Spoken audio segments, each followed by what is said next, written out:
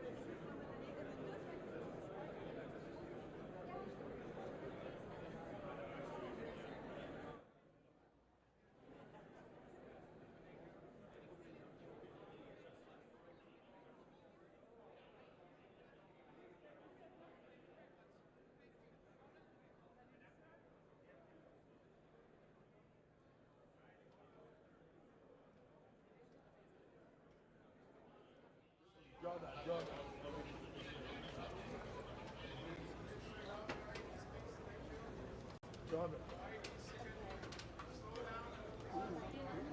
be careful. You can't do all. Okay, you are doing it.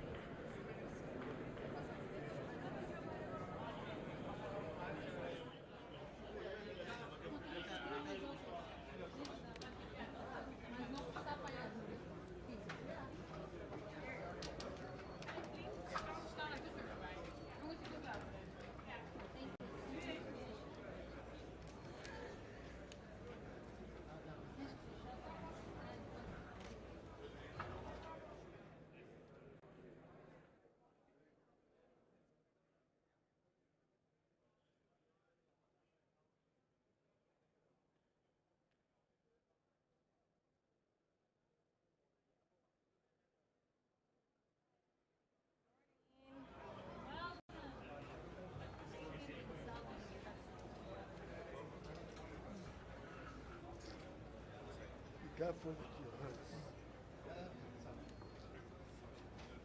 If you don't speak, do it.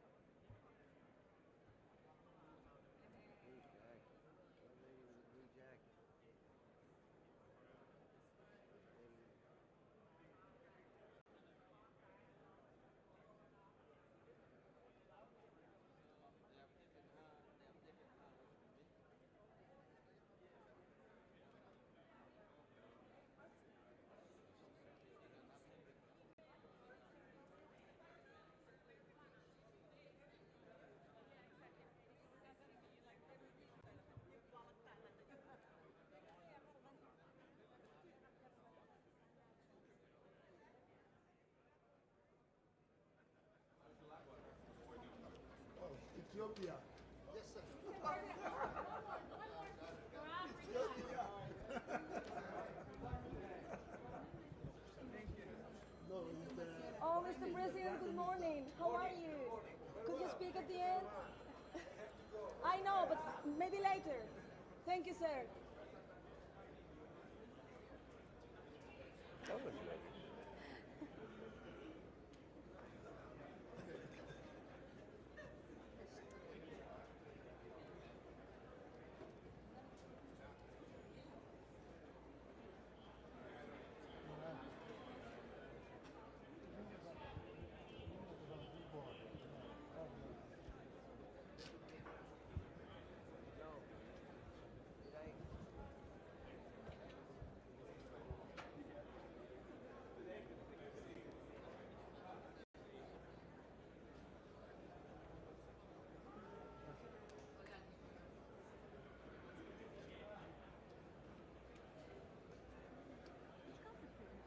Holland.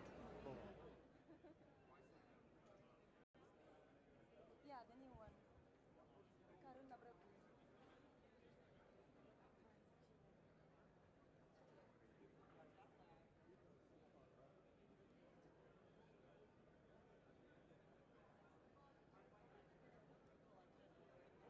Buenos días, presidente.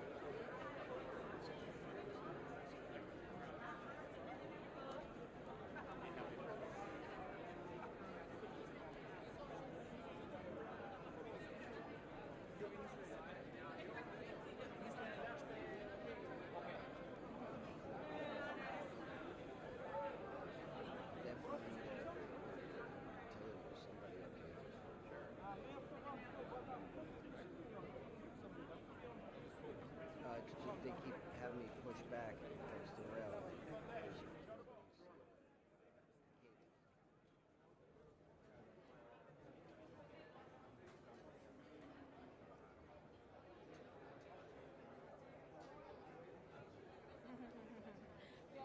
Be careful the camera. Yeah, you're on TV. We don't want.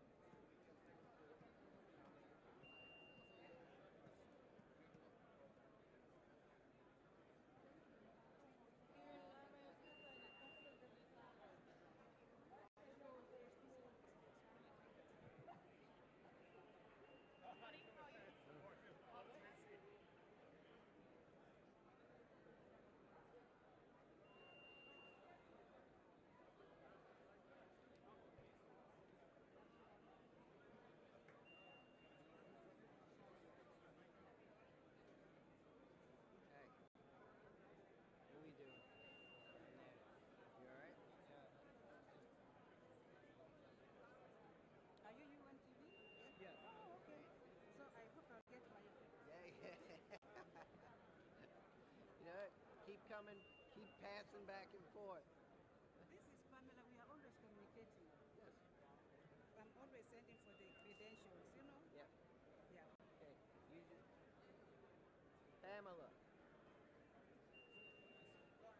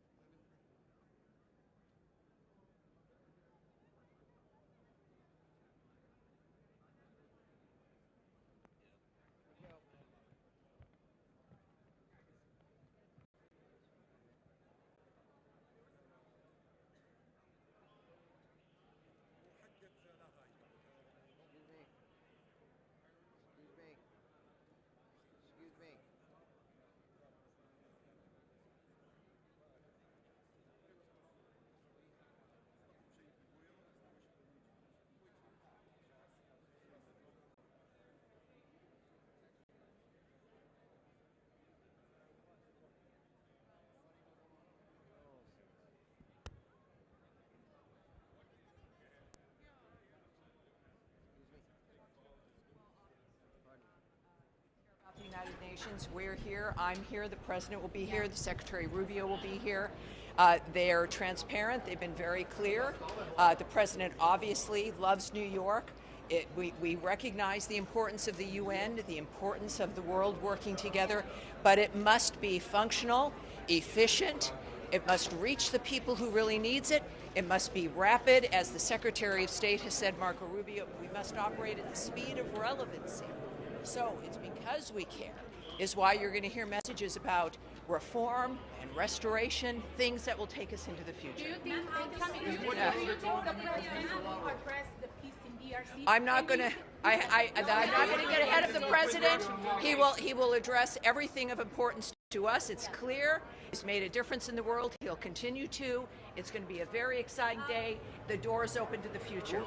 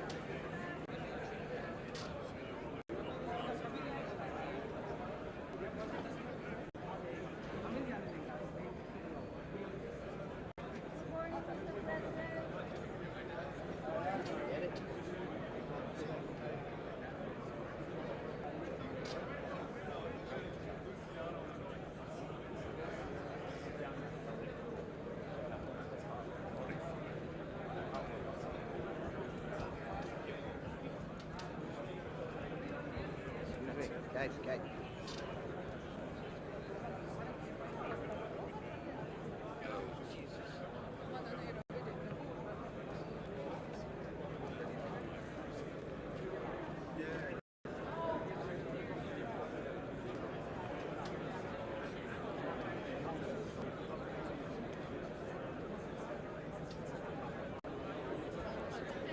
Pode só interpreta e tá gravando.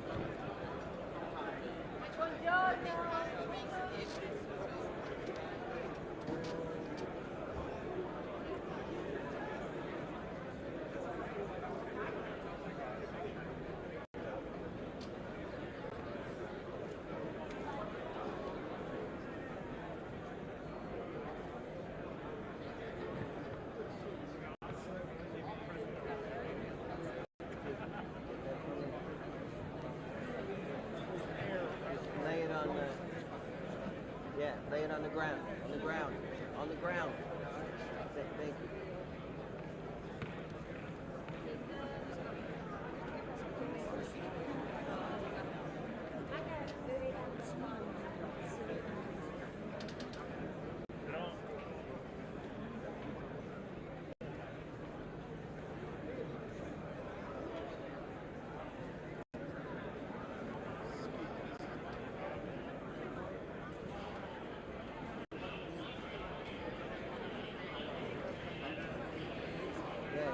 Disappeared before.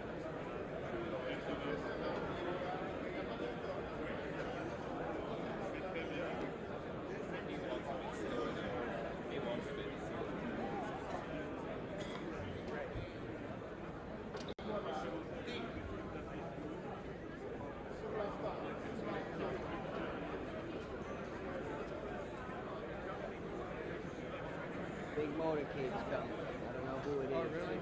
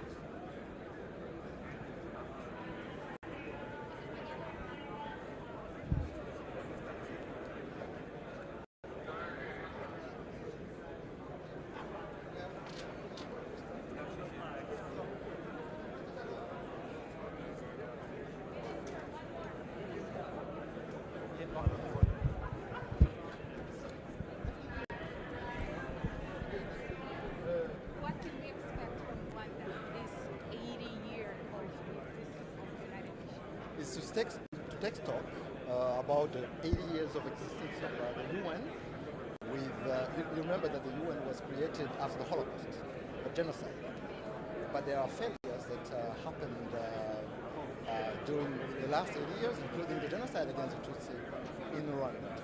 So, and we are a bit concerned actually with the resurgence of genocide ideology in our region, especially in Syria. So we will talk about the positive things, climate change, the digital transformation, the multilateralism that is important for all of us, but to also talk about how the UN will not commit the same mistakes that it has committed in the past by raising the alarm of the situation in our region. What about the Africa being part of the Security Council? That is important because now, you know, when the UN Charter was adopted, only 4 African countries were independent and signed on the Charter. And now, 2/3 of the items on the agenda of Security Council is about African conflict, African issues. Yet, we don't have any single permanent member. So what we believe is that we need to have at least 2 African states as permanent member with all rights and privileges, including the veto right. So we believe in that. What about the ceasefire in DRC? Can you share something? It's coming. When are we seeing the ceasefire? We signed an important agreement, the Washington Peace Agreement, was mediated by the U.S. administration, the Trump administration. Now meetings are taking place in Washington of organs that are provided for by the process, the Washington peace process. But on the ground, we are concerned about the violation of the ceasefire, including the targeting of communities, Banyamulenge communities, which are being targeted as we speak with hate speech, with military attacks. So we hope that the U.S. and the Qatar and other mediators will help in putting back the agreement on the right track. Thank you. Thank you very much. Thank you.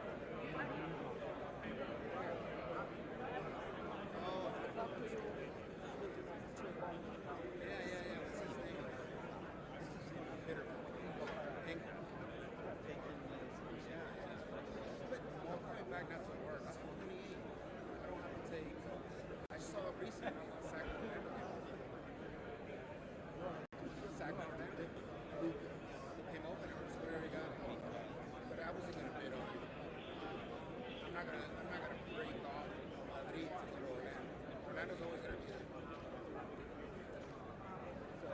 I'm coming back, not to work in the Secret Service. No, I'm coming back to retire. I'll have 28. They got to move me back. They got to pay my shit. Yeah. I just don't know where. That's what I'm saying. I'd like to know. It's all me.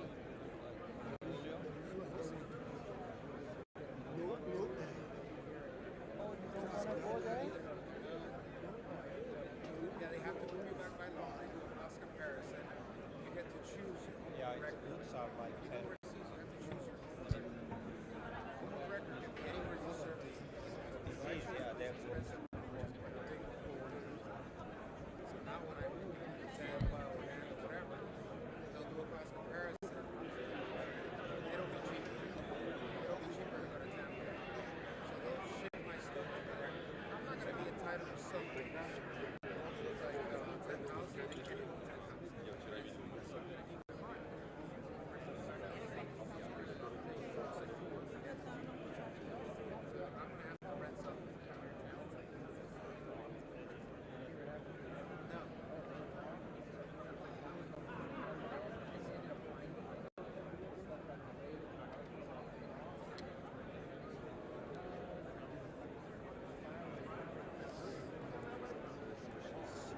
Yeah.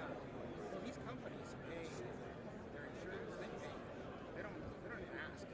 You tell them they pay, but you gotta know when you're missing. And when there's 62 boxes, they don't know. But we're missing box number 41, 42, 43. What was in there? But when I pulled out to go to DC, I knew it was gonna take a while. We took a lump sum, and so we were sleeping on air mattresses. But it was almost a month after I left Bogota that I'm like, I haven't heard anything. And I started looking into it, and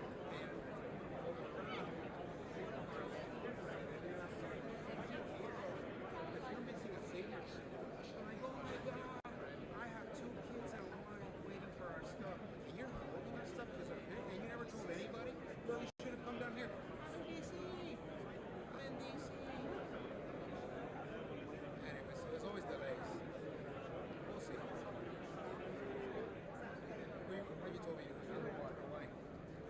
Tell Miami. They're catching up with Greg.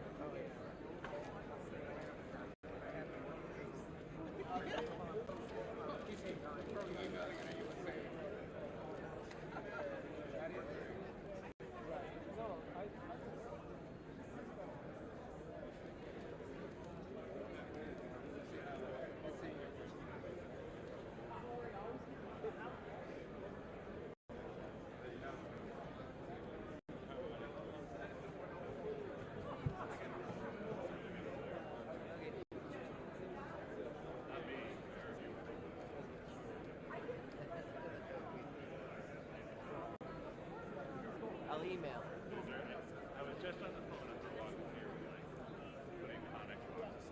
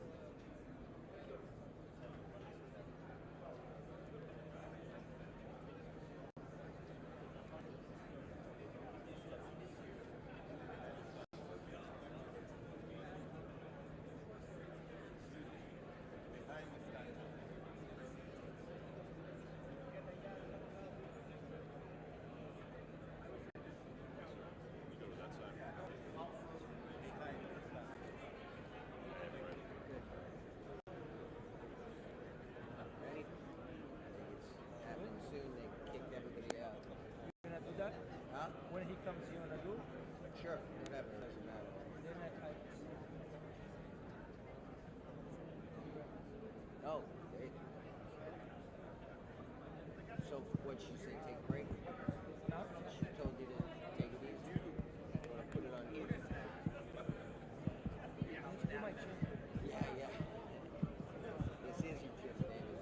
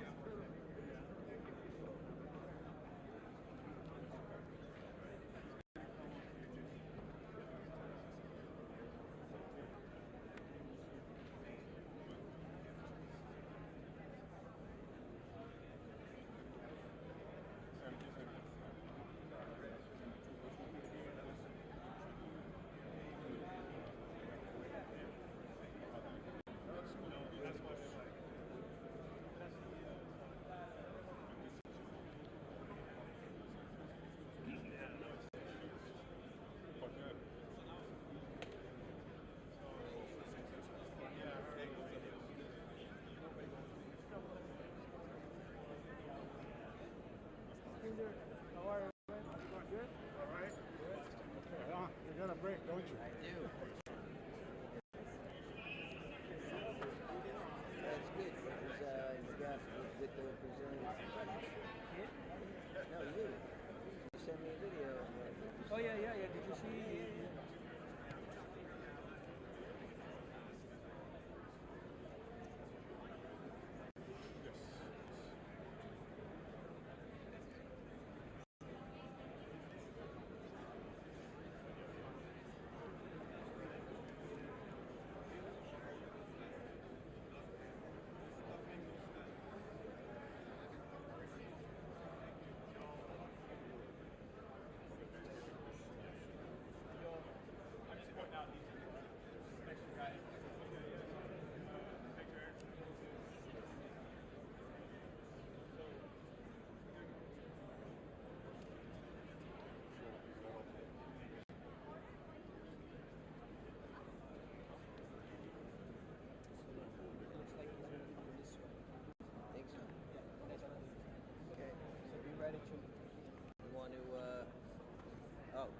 You want to, so you got it? No, just got it. Oh. No, but let me hold it. Okay. As soon as you start getting, like, that thing, you got it. Just wait. Alright. Sold that to me, baby.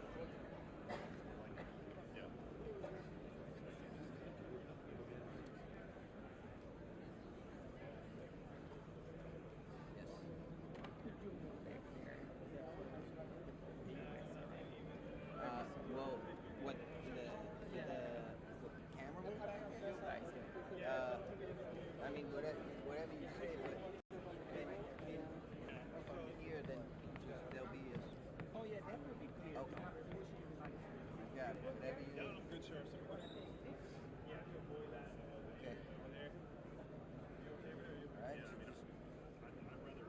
I'm okay here. Just maybe.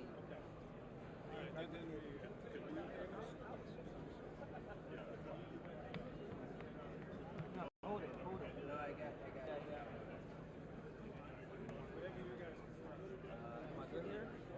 Are you gonna be moving at all, or I'll take photos.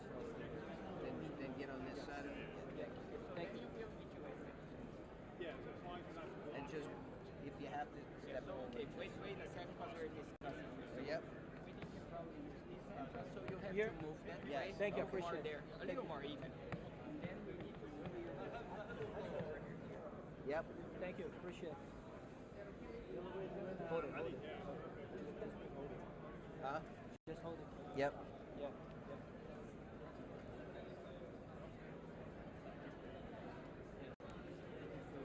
Yeah, exactly.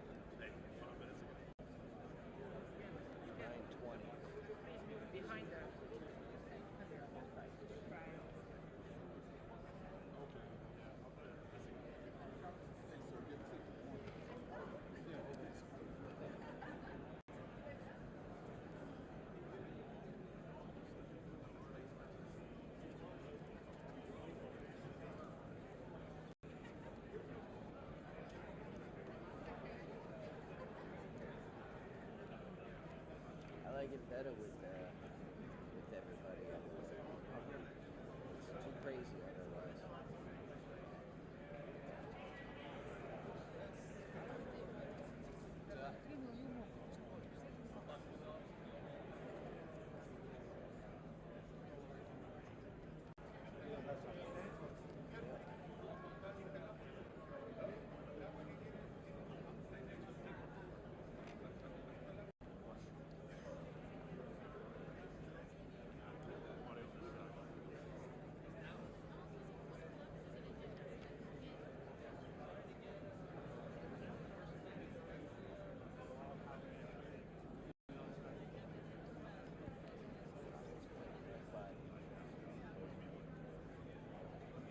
Walks in there, he's really coming right here. You're gonna smell it. Right here. Yeah.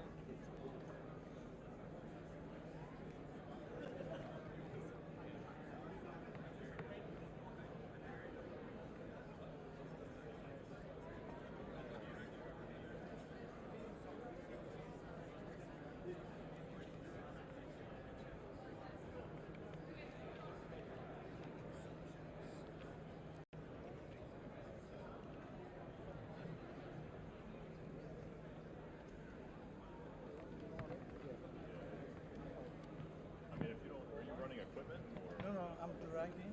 So You're directing? Nobody blocking anything. You guys stay here for once it's shot, I'll get back to it.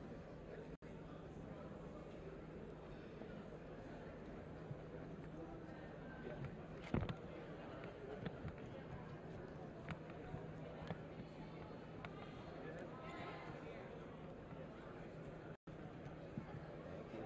Copy that. Yeah, it's great. They cleared this whole area. So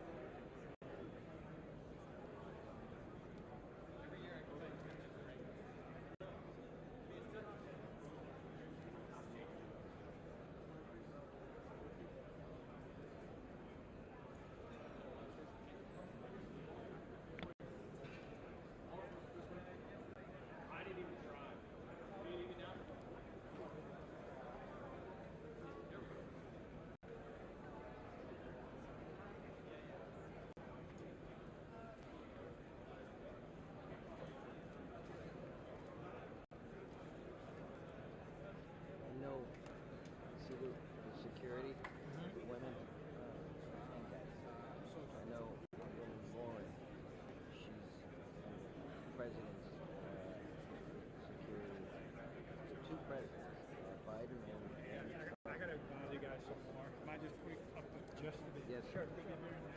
Yeah. Thank you. Thank you.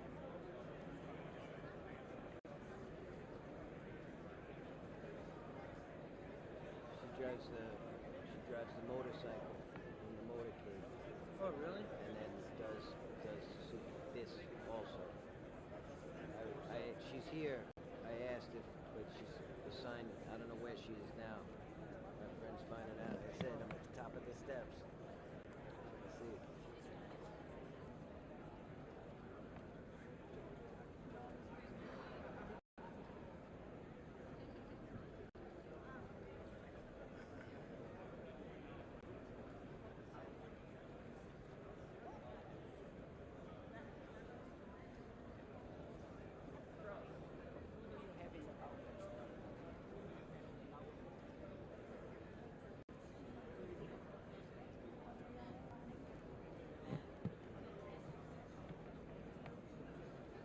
Good. I'm glad you got this. I asked somebody. Thanks for that. Yeah, I needed it. Yeah. I genuinely needed help. I was getting beat up.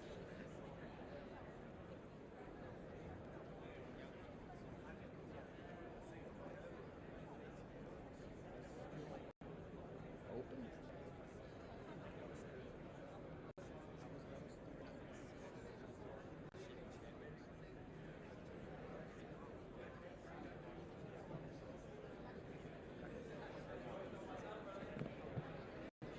New, but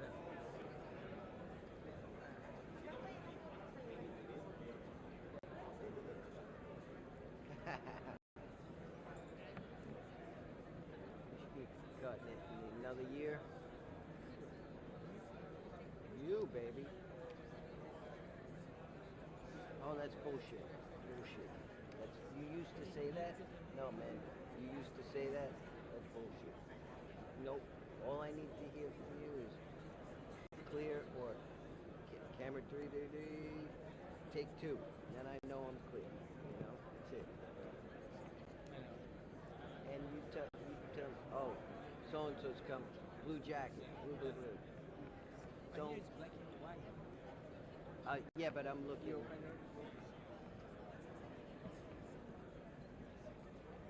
What?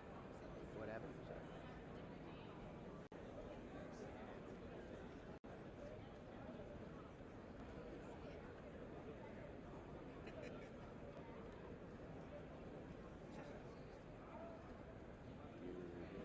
Now?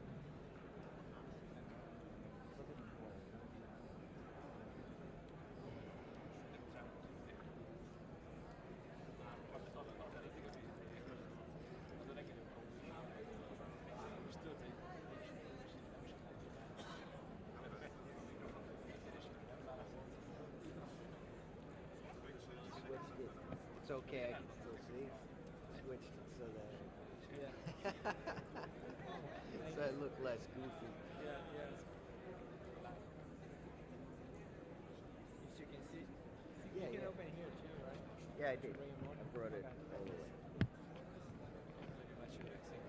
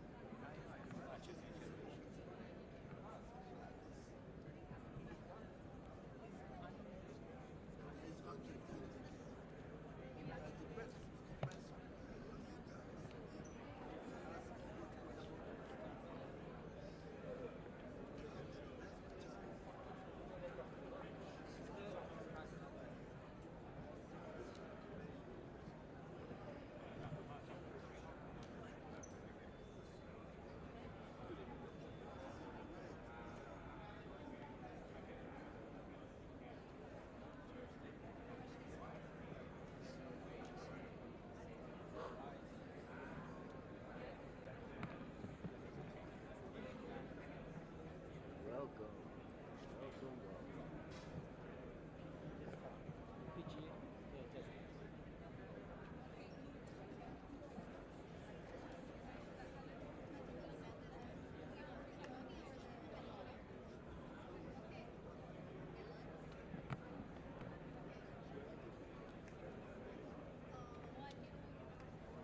It's gonna be a while.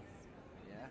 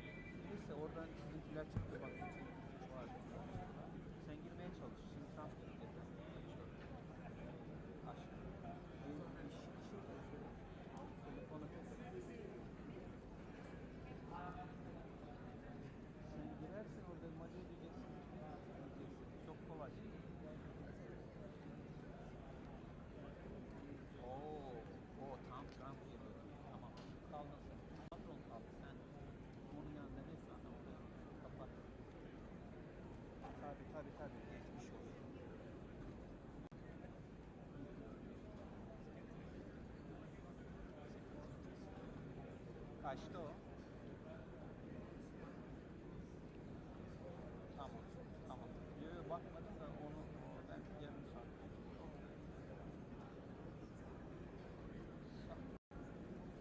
Yaz. Ben senin için hadi görüşürüz. Bye bye. Yes, I'm stopping. Okay, he's on the way. He's on the way. He's on the way. He's stuck in Blackbird because Trump.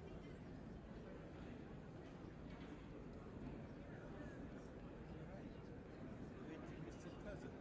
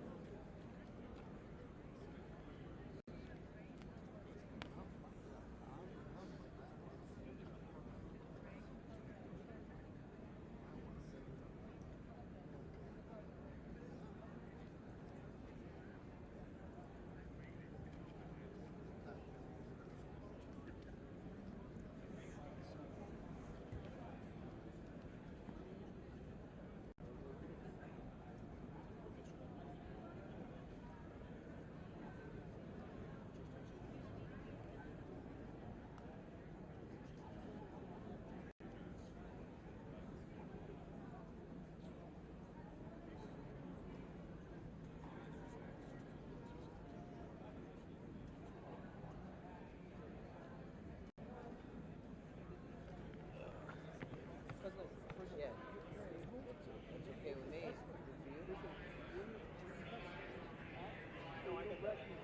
You got it.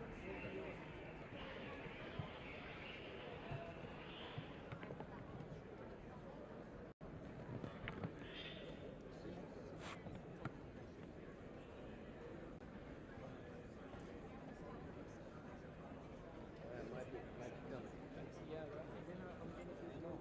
Stay here. Okay, Yeah. you'll be like, Don't worry, I won't get you. thank you. Because here he comes. I think that's his motorcade that just Yep, pulled in. that's it. Yeah, because they're close to the conference, so that means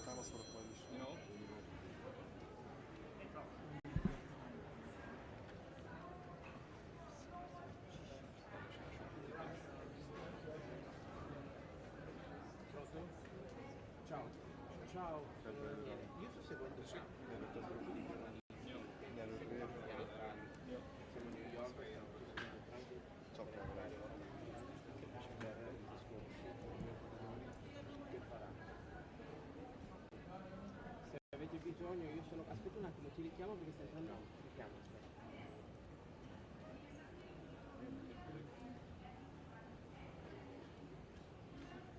Can you lower your arm just a tad? Yeah, perfect. Però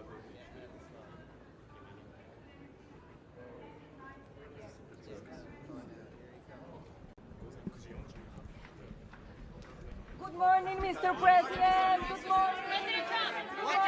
President Trump. What is the message? What is the message you're bringing? What is the message you're bringing? Push Zelensky for peace. President, what's your message? Are you going to push Zelensky for peace? President Trump, what happened with Chuck Schumer? Are you going to push Zelensky for peace, President Trump?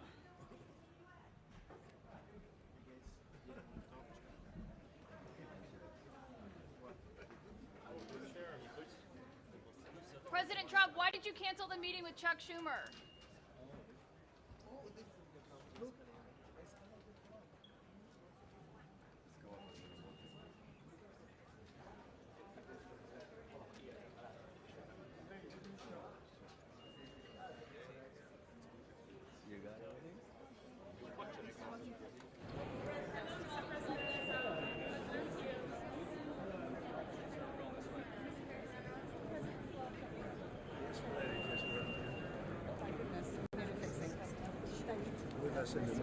Welcome.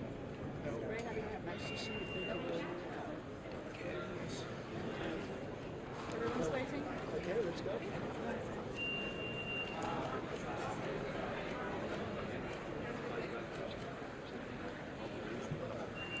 Sir, we'll straight.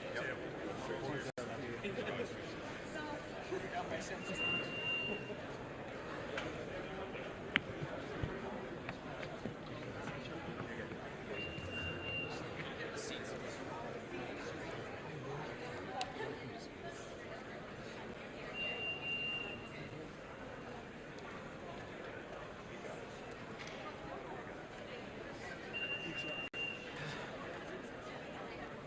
You got me in that little opening. Yeah, but Yeah, just stop it. Sorry. Yeah, good to see you. And with you there, I got a little space to get there. Thank you.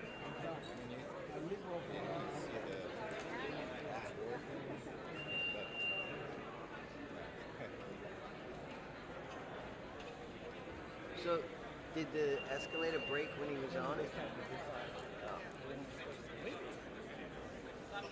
Did the escalator break when he was on it?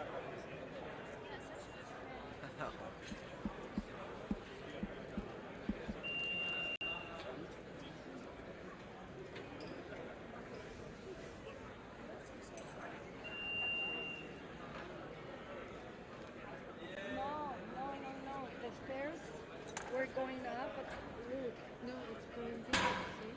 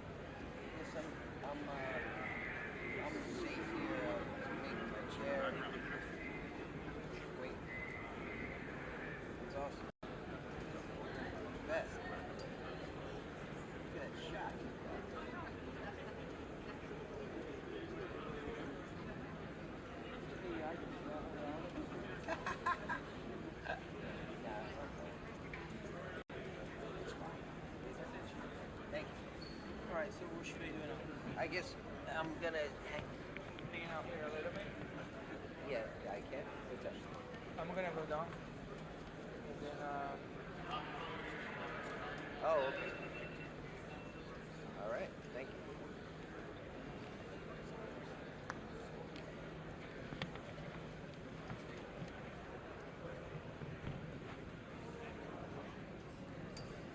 Okay, video.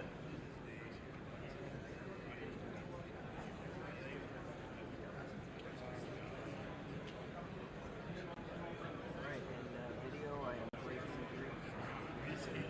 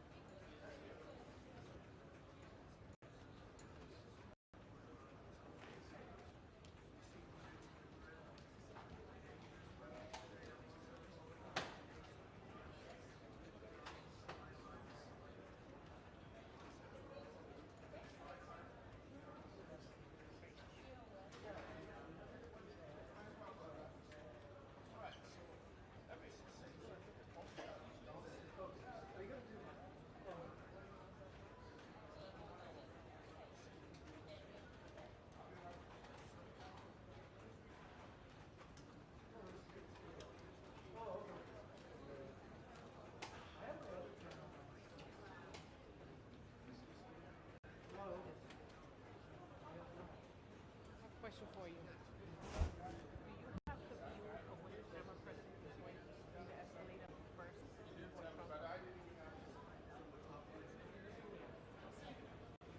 There was a cameraman who went up before him reverse. My understanding. Oh, you didn't see it? We have it all on there. Come keep doing it. Camera is there. A lot of people in the way. Yeah.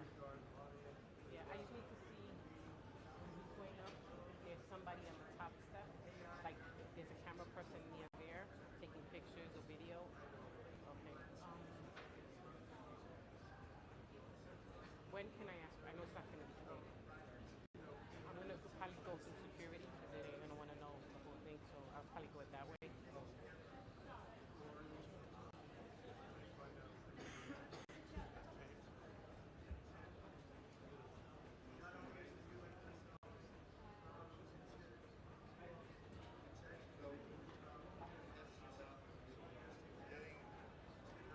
I'm Lucy with PES. Lucy with PES.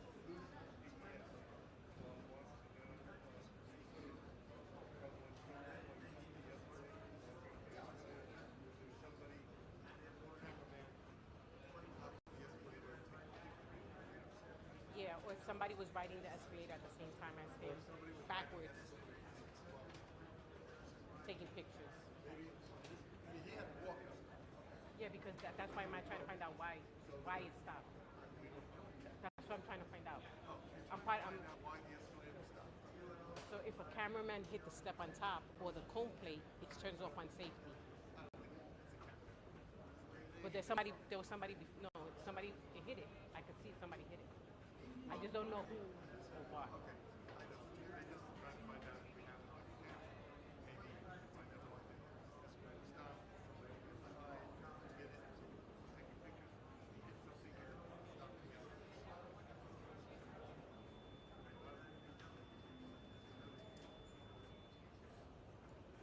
Okay, I'll go downstairs. I'll talk to you. Shane. All right, thank you.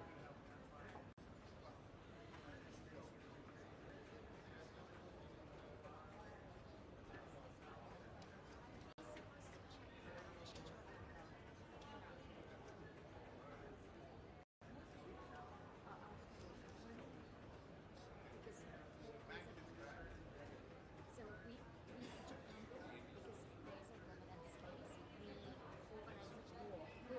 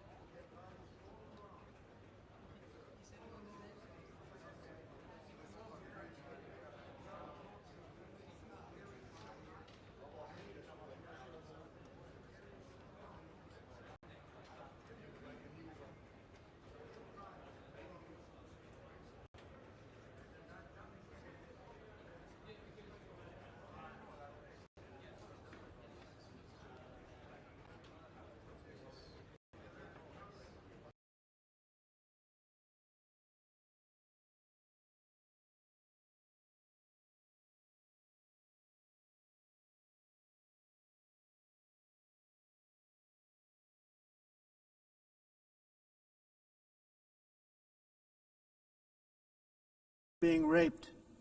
Nobody's ever seen anything like it. Raped, horribly beaten, raped. On the trip up, the journey up, it was a long walk. It was a long, arduous journey, indeed. And it was also a historic victory against human trafficking throughout the region. What we did was a victory, and we saved so many lives of people that wouldn't make the journey. That journey was loaded up with death. Loaded up with death. Dead bodies all along the roads of jungles. To get up, they go through jungles, they go through areas so hot you couldn't breathe. They were dying of suffocation. Areas so hot that you couldn't breathe. Dead bodies all over. By them not coming, we're saving tremendous numbers of lives. My people have done a fantastic job in doing what they did, and the American public agrees with it. I mean, I was very proud to see this morning I have the highest poll numbers I've ever had. Part of it is because of what we've done on the border. I guess the other part is what we've done on the economy. Joe Biden's policies empowered murderers, gangs, human smugglers, child traffickers, drug cartels, and prisoners from all over the world. The previous administration also lost nearly 300,000 children. Think of that. They lost more than 300,000 children, little children, who were trafficked into the United States on the Biden watch, many of whom have been raped, exploited, and abused, and sold. Sold. Nobody talks about that. The fake news doesn't write about it. With many others, young children who are missing or dead. And we found a lot of these children, and we're sending them back, and we've been sending them back to their parents. They said, nobody knows who they are. They said, where do you come from? And they'll give us a country, and we'll find out, and we'll figure it out, and we'll bring them back to their homes. And the mother and father rush to the door, and their tears in their eyes. They can't believe that they're seeing their son or daughter, their little son or daughter again. We've done almost 30,000 of them so far. Any system that results in the mass trafficking of children is inherently evil. Yet that is exactly what the globalist migration agenda has done, and it's what it's all about. In America, those days, as you know, are over. The Trump administration is working, and we are continuing to work to track down the villains that are causing this problem, and also, as I said, to get back the 30,000 we've already returned. Now I think we're going to have another. We're going to find a lot. You're not going to find all of them. 300, more than 300,000. They're lost or they're dead. They're lost or they're dead because of the animals that did this. To protect our citizens, I've also designated multiple savage drug cartels as far as and you see this, and you see it happening right before your eyes. Let's put it this way, people don't like taking big loads of drugs in boats anymore. There aren't too many boats that are traveling on the seas by Venezuela. They tend not to want to travel very quickly anymore. And we've virtually stopped drugs coming into our country by sea. We call them the water drugs. They kill hundreds of thousands of people. I've also designated multiple savage drug cartels as far as foreign terrorist organizations, along with two bloodthirsty transnational gangs, probably the worst gangs anywhere in the world, MS-13 and Tren de Aragua. Tren de Aragua is from Venezuela, by the way. Such organizations torture, maim, mutilate, and murder with impunity. They're the enemies of all humanity. For this reason, we've recently begun using the supreme power of the United States military to destroy Venezuelan terrorists and trafficking networks led by Nicolas Maduro. To every terrorist thug smuggling poisonous drugs into the United States of America, please be warned that we will blow you out of existence. That's what we're doing. We have no choice. Can't let it happen. They're destroying. I believe we lost 300,000 people last year to drugs, 300,000. Fentanyl and other drugs. Each boat that we sink carries drugs that would kill more than 25,000 Americans. We will not let that happen. Energy is another area where the United States is now thriving like never before. We're getting rid of the falsely named renewables. By the way, they're a joke. They don't work. They're too expensive. They're not strong enough to fire up the plants that you need to make your country great. The wind doesn't blow. Those big windmills are so pathetic and so bad, so expensive to operate. And they have to be rebuilt all the time, and they start to rust and rot. Most expensive energy ever conceived, and it's actually energy. You're supposed to make money with energy, not lose money. You lose money, the governments have to subsidize. You can't put them out without massive subsidies. And most of them are built in China, and I give China a lot of credit. They build them, but they have very few wind farms. So why is it that they build them and they send them all over the world, but they barely use them? You know what they use? Coal. They use gas. They use almost anything, but they don't like wind. But they sure as hell like selling the windmills. Europe, on the other hand, has a long way to go, with many countries being on the brink of destruction because of the green energy agenda. And I give a lot of credit to Germany. Germany was being led down a very sick path, both on immigration, by the way, and on energy. They were going green, and they were going bankrupt. And the new leadership came in, and they went back to where they were, with fossil fuel and with nuclear, which is good. It's now safe. You can do it properly. But they went back to where they were, and they opened up a lot of different plants, energy-producing plants, and they're doing well. I give Germany a lot of credit for that. They've said this is a disaster, what's happening. They were going all green. All green is all bankrupt. That's what it represents. And it's not politically correct. I'll be very badly criticized for saying it, but I'm here to tell the truth. I don't care. It doesn't matter to me. I'm in New York City. I'm feeling a lot safer. Crime, we're getting crime down. And by the way, speaking of crime, Washington, D.C. was the crime capital of America. Now it's after 12 days, it's a totally safe city. Everyone's going out to dinner. They're going out to restaurants. Your wife can walk down the middle of the street with or without you. Nothing's going to happen. My people have done a fantastic job. And yes, I called in the National Guard, and the National Guard took care of business, and they weren't politically correct, but they took care of business. We got 1,700 career criminals out, brought them back to where they came from, the countries where they came from, or put them in jails. Washington, D.C. is now a totally safe city again, and I welcome you to come. In fact, we'll have dinner together at a local restaurant, and we'll be able to walk. We don't have to go by an armor-plated vehicle. We'll walk right over there from the White House. They've given up their powerful edge, a lot of the countries that we're talking about in oil and gas, such as essentially closing the great North Sea oil. Oh, the North Sea, I know it so well. Aberdeen was the oil capital of Europe, and there's tremendous oil that hasn't been found in the North Sea. Tremendous oil. And I was with the Prime Minister I respect and like a lot, and I said, you're sitting with the greatest asset. They essentially closed it by making it so highly taxed that no developer, no oil company can go there. They have tremendous oil left, and more importantly, they have tremendous oil that hasn't even been found yet. And what a tremendous asset for the United Kingdom. And I hope the Prime Minister is listening, because I told it to him 3 days in a row. That's all he heard. North Sea oil, North Sea, because I want to see them do well.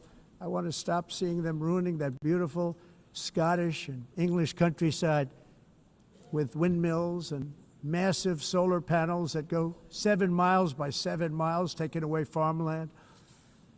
But we're not letting this happen in America. In 1982, the executive director of the United Nations Environmental Program predicted that by the year 2000, climate change would cause a global catastrophe. He said that it will be irreversible, as any nuclear holocaust would be. This is what they said at the United Nations. What happened? Here we are. Another UN official stated in 1989 that within a decade, entire nations could be wiped off the map by global warming. Not happening. You know, it used to be global cooling. If you look back years ago in the 1920s and the 1930s, they said, global cooling will kill the world. We have to do something. Then they said global warming will kill the world. But then it started getting cooler. So now they could just call it climate change, because that way they can't miss. It's climate change. Because if it goes higher or lower, whatever the hell happens, there's climate change. It's the greatest con job ever perpetrated on the world, in my opinion. Climate change, no matter what happens, you're involved in that. No more global warming, no more global cooling. All of these predictions made by the United Nations and many others, often for bad reasons, were wrong. They were made by stupid people that have cost their countries fortunes and given those same countries no chance for success. If you don't get away from this green scam, your country is going to fail. And I'm really good at predicting things, you know. They actually said during the campaign they had a hat, the best-selling hat. Trump was right about everything. And I don't say that in a braggadocious way, but it's true. I've been right about everything. And I'm telling you that if you don't get away from the green energy scam, your country is going to fail. And if you don't stop people that you've never seen before, that you have nothing in common with, your country is going to fail. I'm the President of the United States, but I worry about Europe. I love Europe. I love the people of Europe.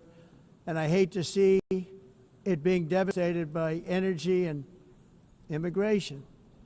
This double-tailed monster destroys everything in its wake, and they cannot let that happen any longer. You're doing it because you want to be nice.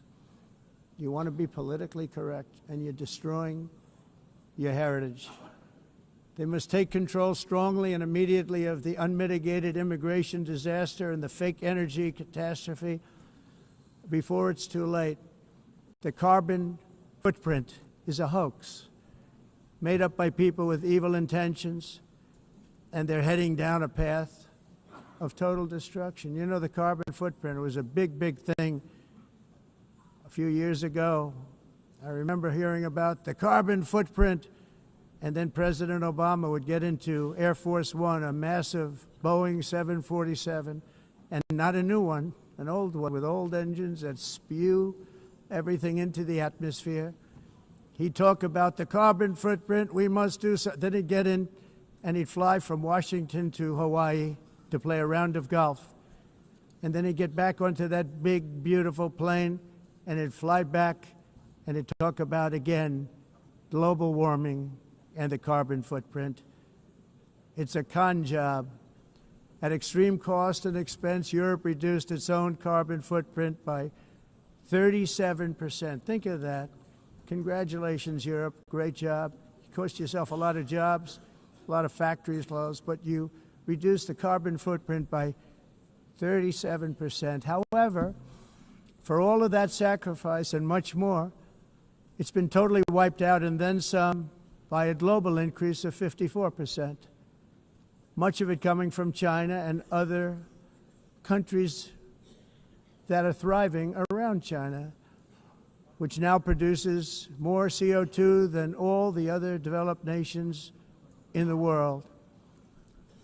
So all of these countries are working so hard on the carbon footprint, which is nonsense, by the way. It's nonsense. You know, it's interesting. In the United States, we have still radicalized environmentalists, and they want the factories to stop. Everything should stop. No more cows. We don't want cows anymore. I guess they want to kill all the cows. They want to do things that are just unbelievable, and you have it too. But you know, we have a border, strong, and we have a shape, and that shape doesn't just go straight up. That shape is amorphous when it comes to the atmosphere. And if we had the most clean air, and I think we do, we have very clean air. We have the cleanest air we've had in many, many years.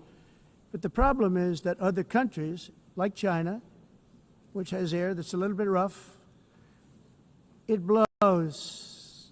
And no matter what you're doing down here, the air up here tends to get very dirty because it comes in from other countries where their air isn't so clean. And the environmentalists refuse to acknowledge that. Same thing with garbage. In Asia, they dump much of their garbage right into the ocean. And over about a 1 week and 2 week journey, it flows right past Los Angeles. You've seen it. Massive amounts of garbage, almost too much to do anything about, flowing past Los Angeles, past San Francisco, and then somebody will get in trouble because he dropped a cigarette on the beach. The whole thing is crazy. The primary effect of these brutal green energy policies has not been to help the environment, but to redistribute manufacturing and industrial activity from developed countries that follow the insane rules that are put down to polluting countries that break the rules and are making a fortune. They're making a fortune. European electricity bills are now 4 to 5 times more expensive than those in China, and 2 to 3 times higher than the United States. And our bills are coming way down. You probably see that our gasoline prices are way down. You know, we have expression, drill, Nós reduzimos os custos de energia porque nós faremos, vamos fazer tudo isso, reduzir os custos de energia e os custos diminuíram nos Estados Unidos. Por exemplo, se você olhar nos países em faturas de mas nós, nos Estados Unidos, conseguimos usar eles e evitar aumento da temperatura, porque é muito caro também usar nada e ninguém usa isso. The entire globalist concept of asking successful industrialized nations to inflict pain on themselves and radically disrupt their entire societies must be rejected completely and totally, and it must be immediate. That's why in America I withdrew from the fake Paris Climate Accord, where, by the way, America was paying so much more than every country. Others weren't paying. China didn't have to pay until 2030. Russia was given an old standard that was easy to meet, a 1990 standard. But for the United States, we're supposed to pay like $1 trillion. And I said, this is another scam. The fact is, the United States has been taken advantage of by the world for many, many years, but not any longer, as you probably noticed. I unleashed massive energy production and signed historic executive orders to hunt for oil, but we don't have to do much hunting because we have the most oil of any nation anywhere, oil and gas in the world. And if you add coal, we have the most of any nation in the world. Clean, I call it clean, beautiful coal. You can do things today with coal that you couldn't have done 10 years ago, 15 years. So I have a little standing order in the White House. Never use the word coal, only use the words clean, beautiful coal. Sounds much better, doesn't it? But we stand ready to provide any country with abundant, affordable energy supplies if you need them, when most of you do. We're proudly exporting energy all over the world. We're now the largest exporter. In the United States, we want trade and robust commerce with all nations, everybody. We want to help nations. We're going to help nations. But it must also be fair and reciprocal. The challenge with trade is much the same with climate. The countries that followed the rules, all their factories have been plundered. It's really sad to watch. They've been broken. They've been broken by countries that broke the rules. That's why the United States is now applying tariffs to other countries, and much as these tariffs were for many years applied to us, uncontrollably applied to us. We've used tariffs as a defense mechanism under the Trump administration, including my first term, where hundreds of billions of dollars in tariffs were taken in. And by the way, we had the lowest inflation, and now we have very low inflation. The only thing different is that we have hundreds of billions of dollars flowing into our country. But this is how we will ensure that the system works for everyone and is sustainable into the future.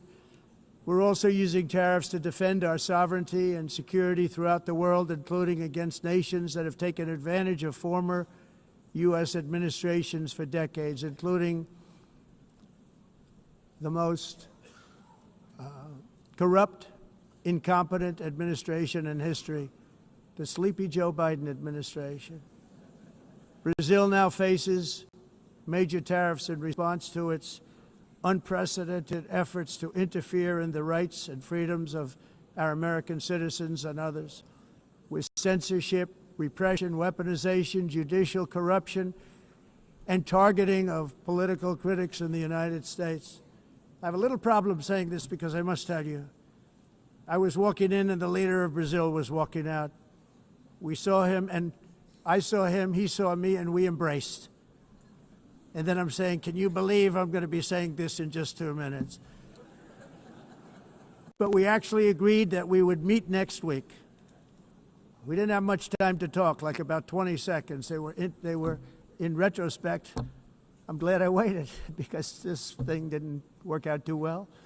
But we did talk, we had a good talk, and we agreed to meet next week, if that's of interest. But he seemed like a very nice man, actually. He liked me, I liked him. But if you, and I only do business with people I like.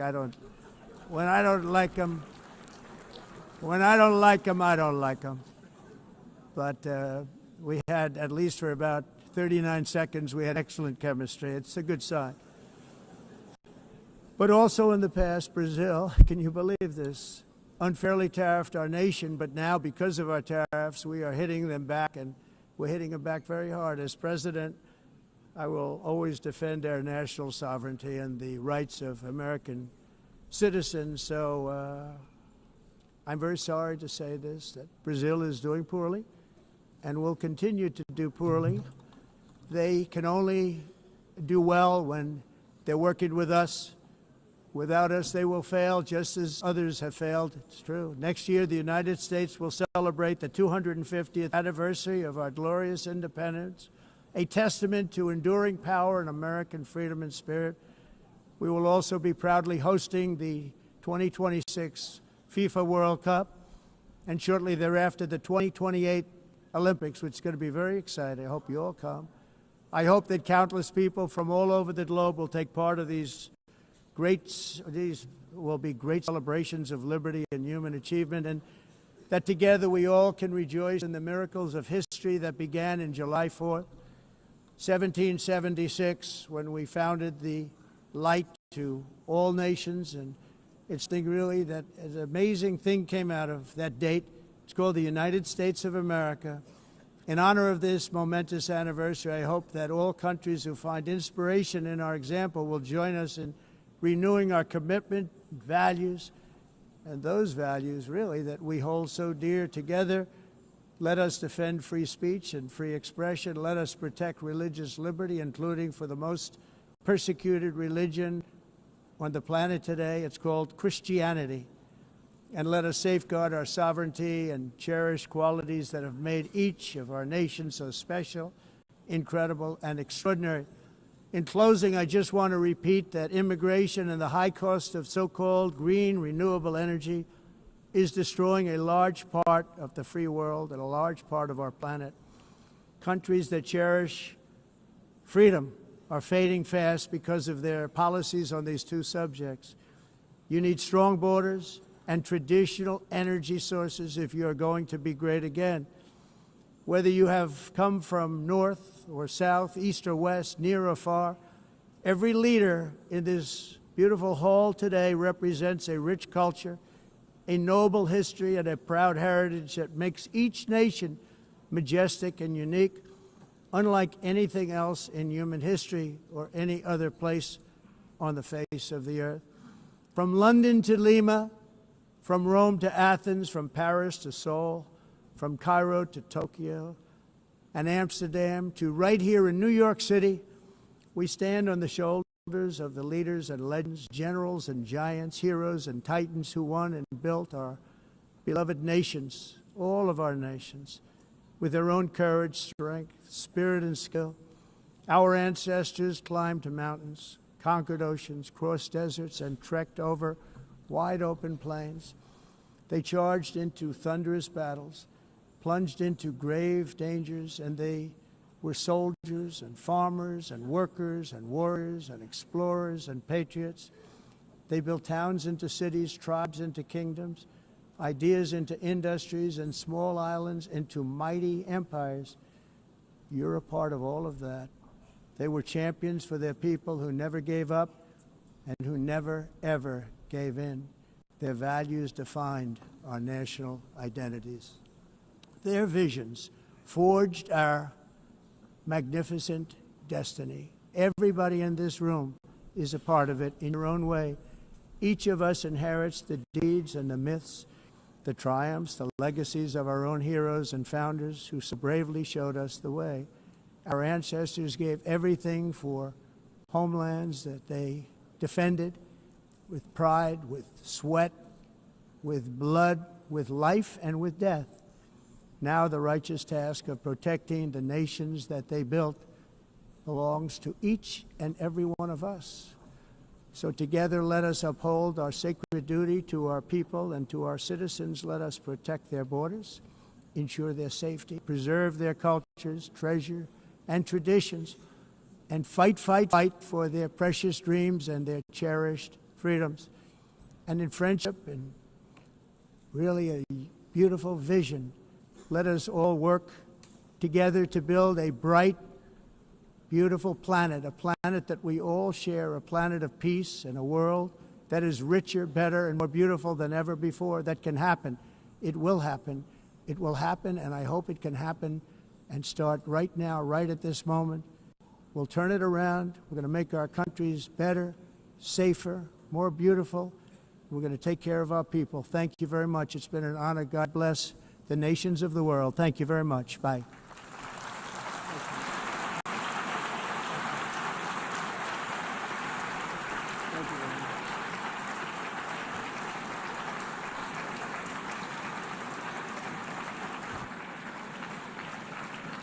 On behalf of the Assembly, I wish to thank the President of the United States,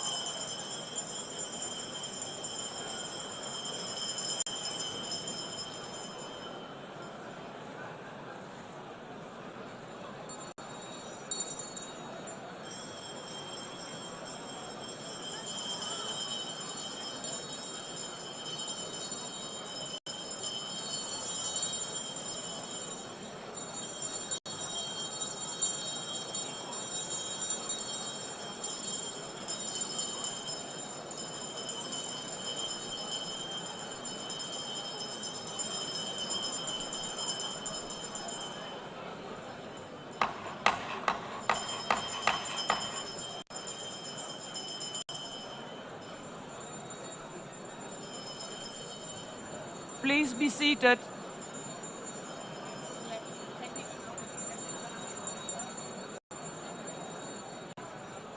Please be seated.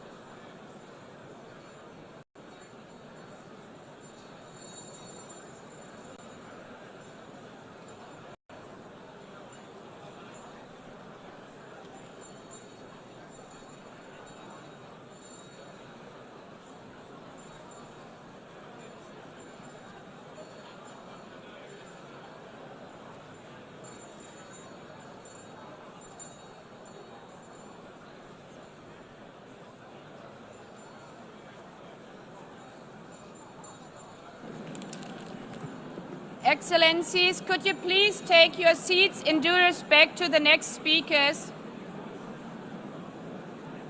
The second row, could you please take your seat right now?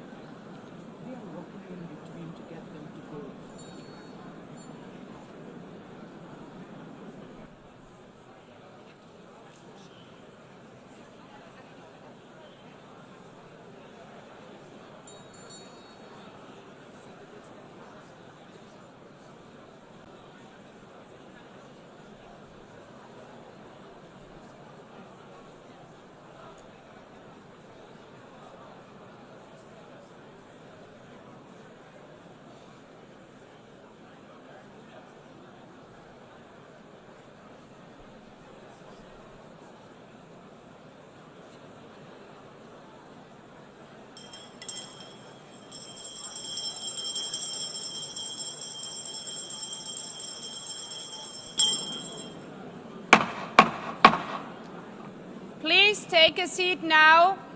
With due respect to the next speakers, I would kindly ask you, gentlemen in the left row, please take your seats.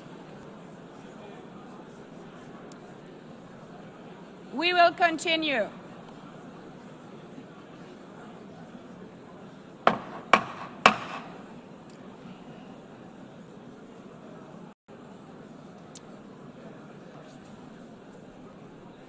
Excellencies, as we are receiving queries, I would like to assure you that don't worry, the UN teleprompters are working perfectly. And by this technical note, I would like to call on the next speaker. The Assembly will hear an address by His Excellency Prabowo Subianto, President of the Republic of Indonesia. I request protocol to escort His Excellency and invite him to address the Assembly.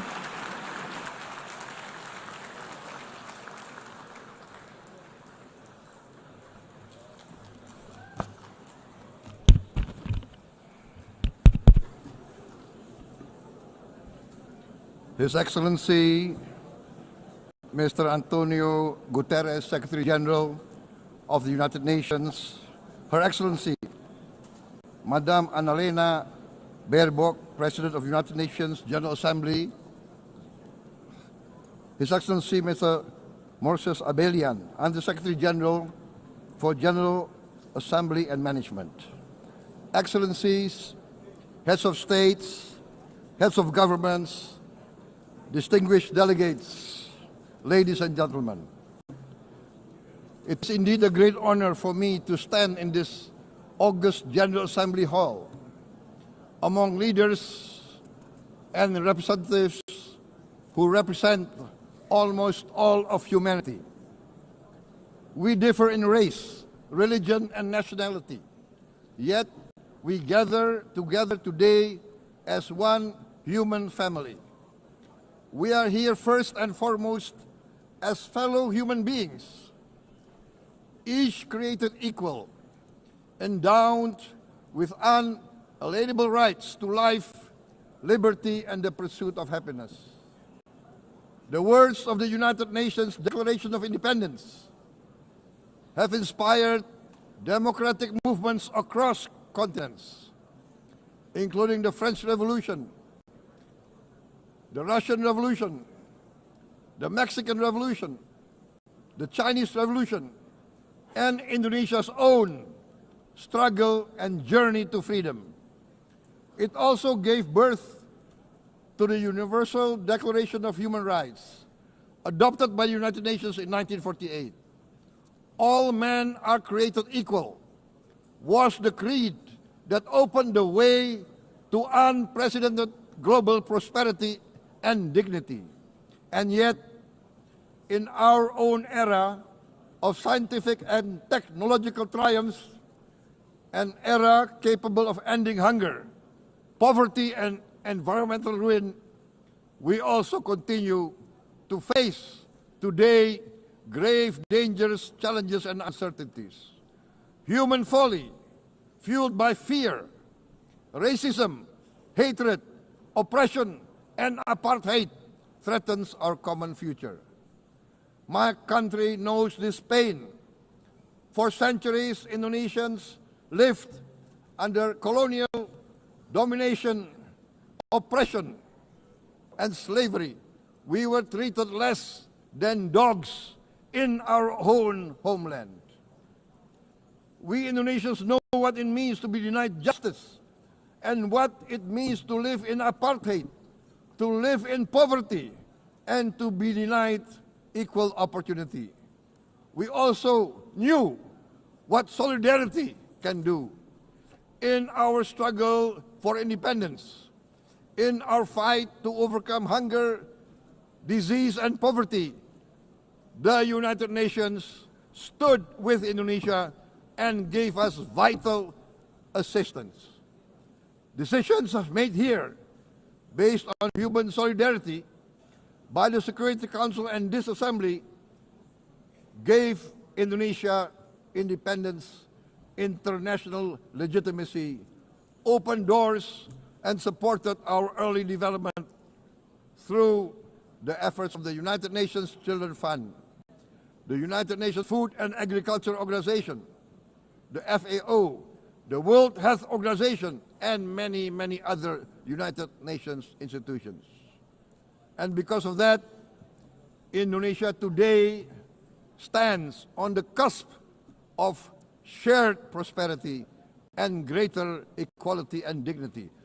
Madam President, Excellencies, our world today is driven by conflict, injustice, and deepening uncertainty. Every day we witness suffering, genocide, and blatant disregard for international law and human decency. In the face of these challenges, we must not give up. As the United Nations Secretary General said, we cannot give up. We cannot surrender our hopes or our ideals. We must draw closer, not drift apart. Together we must strive to achieve our hopes, our dreams. The United Nations was born from the ashes of the Second World War that claimed scores of millions of lives. It was created to secure peace, security, justice, and freedom for all. We remain committed to internationalism, to multilateralism, and to every effort that strengthens this great institution. Today, Indonesia is nearer than ever before to meeting the sustainable development goals of ending extreme poverty and hunger. Because years ago, this very chamber chose to listen and uphold social and economic justice, we will never forget. And today, we must never be silent while Palestinians are denied that same justice and legitimacy in this very hall. Excellencies, Thucydides warned, the strong do what they can, the weak suffer what they must. We must reject this doctrine. The United Nations exist to reject this doctrine. We must stand for all, the strong and the weak. Might cannot be right. Right must be right. Indonesia today is one of the largest contributors to United Peacekeeping Forces. We believe in the United Nations. We will continue to serve where peace needs guardians, not with just words, but with boots on the ground. If and when the United Nations Security Council and this great assembly decide Indonesia is prepared to deploy 20,000 or even more of our sons and daughters to help secure peace in Gaza or elsewhere, in Ukraine, in Sudan, in Libya, everywhere when peace needs to be enforced, peace needs to be guarded, we are ready. We will take our share of the burden, not only with our sons and daughters, we are also willing to contribute financially to support the great mission to achieve peace by the United Nations. Madam President, Excellencies, I propose to this Assembly a message of hope and optimism, grounded in action and execution. Today, we heard the speech of Madam President, the President of the United Nations General Assembly. Yes, it is true what she said. Without the International Civil Aviation Organization, will we be here today? Will we sit in this great hall? Without the United Nations, we cannot be safe. No country can feel secure. We need the United Nations, and Indonesia will continue to support the United Nations. Even though we still struggle, but we know the world needs a strong United Nations. The world's population is growing. Our planet is under strain. Food, energy, and water insecurity haunt many nations. We choose to answer these challenges directly at home and to help abroad wherever we can. This year, Indonesia recorded the highest rice production and grain reserves in our history. We are now self-sufficient in rice, and we are starting now to export rice to other nations in need, including providing rice for Palestine.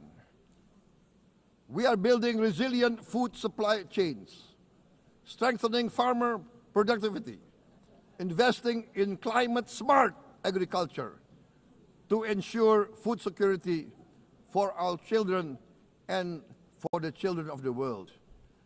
We are confident in a few years' time, Indonesia will be the granary of the world. As the world's largest island state, we testify before you that we are already experiencing the direct consequences of climate change, particularly the threat of rising sea levels. The sea level on the north coast of our capital city is increasing by 5 centimeters every year. Can you imagine in 10 years? Can you imagine in 20 years? For this, we are forced to build a giant seawall, 480 kilometers in length. It will take us maybe 20 years, but we have no choice. We have to start now. Therefore, we choose to confront climate change not by slogans, but by immediate steps. We are committed to meeting our 2015 Paris Agreement obligations. We aim to achieve net zero emission by 2060, and we are very confident we can achieve net zero emission much earlier. We aim to reforest more than 12 million hectares of degraded forest, to reduce forest degradation, to empower local communities with quality green jobs for the future. Indonesia is shifting decisively from fossil fuel-based development towards renewable-based development. From next year, most of our additional power generation capacity will come from renewables. Our goal is clear: to lift all of our citizens out of poverty and make Indonesia a hub for solutions to food, energy, and water security. Madam President, Excellencies, we live in a time when hatred and violence can seem to be the loudest voices. But beneath this loud noise lies a quieter truth, that every person longs to be safe, to be respected, to be loved, and to leave a better world to their children. Our children are watching. They are learning leadership not from textbook, but from our choices.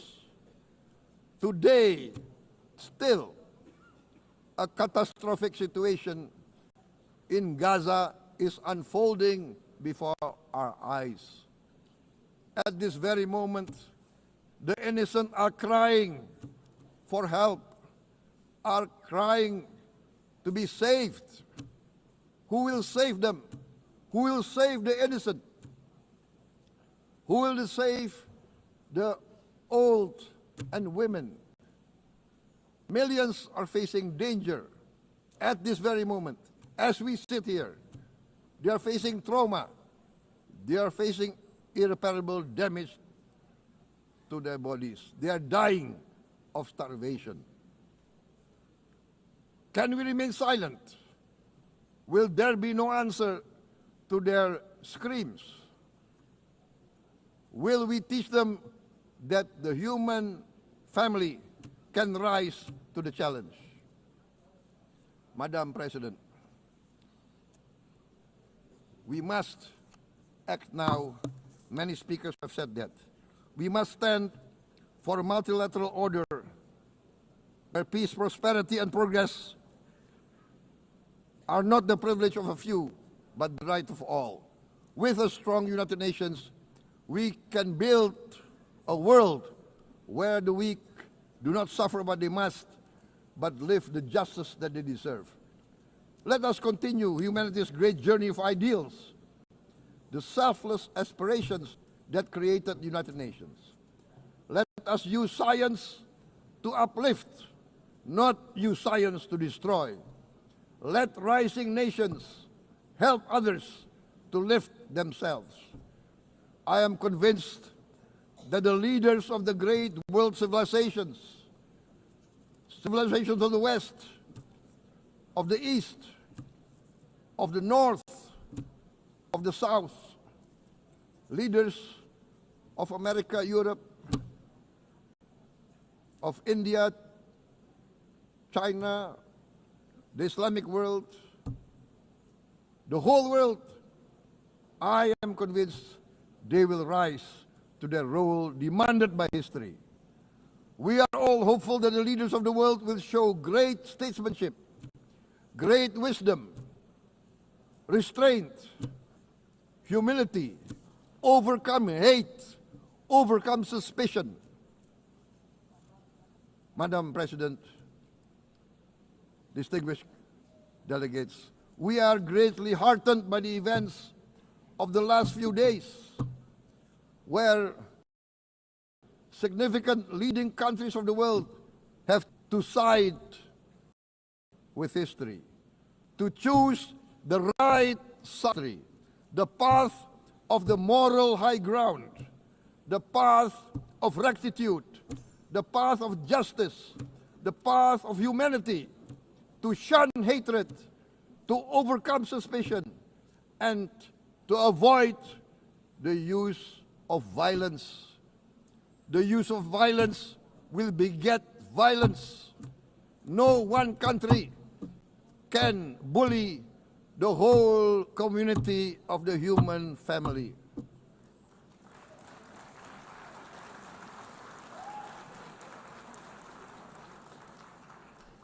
We may be weak individually, but the sense of oppression, the sense of injustice has proven in the history of mankind that this sense of injustice, this sense of oppression will unite into a strong force that will overcome this oppression, that will overcome this injustice. To close, I would like to reiterate again Indonesia's complete support for the two-state solution in Palestine. We must have an independent Palestine, but we must also recognize, we must also respect, and we must also guarantee the safety and security of Israel. Only then we can have real peace, and no longer hate and no longer suspicion. The only solution is this two-state solution. Two descendants of Abraham must live in reconciliation, peace, and harmony. Arabs, Jews, Muslims, Christians, Hindus, Buddhists, all religions, we must live as one human family. Indonesia is committed to being part of making this vision a reality. Is this a dream? Maybe, but this is the beautiful dream that we must work together towards. Let us work towards this noble goal. Let us continue humanity's journey of hope, a journey started by our forefathers, a journey that we must complete. Thank you. Wassalamualaikum warahmatullahi wabarakatuh.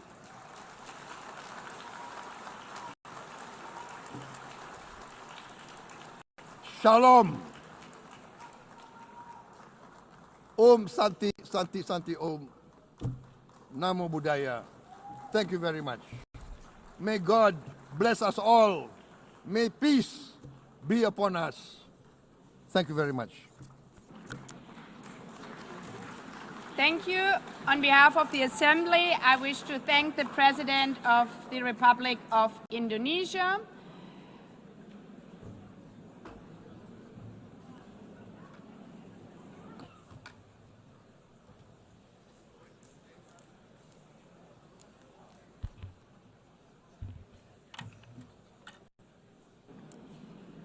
The Assembly will hear an address by His Excellency Recep Tayyip Erdogan, President of the Republic of Turkey.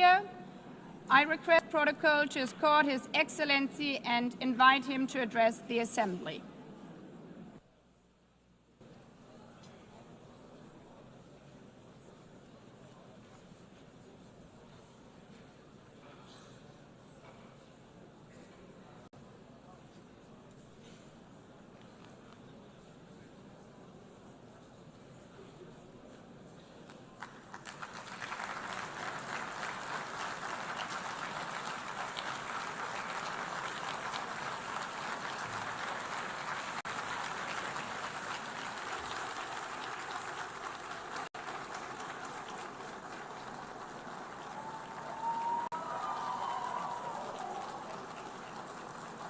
Sayın Başkan, Excellency değerli President of UNGA, devlet ve hükümet başkanları, Excellencies, Heads of State and Government, Sayın Genel Sekreter, Distinguished Secretary kıymetli General, delegeler, Distinguished sizleri Delegation Members, şahsım ve milletim on behalf adına of myself and en my kalbi nation, I duygularımla greet you all with selamlıyorum. most heartfelt feelings. Birleşmiş Milletler I wish 80. for the Genel 80th Kurulu'nun United tüm Nations insanlık General için Assembly to hayırlara bring vesile blessings to olmasını all humanity. temenni ediyorum.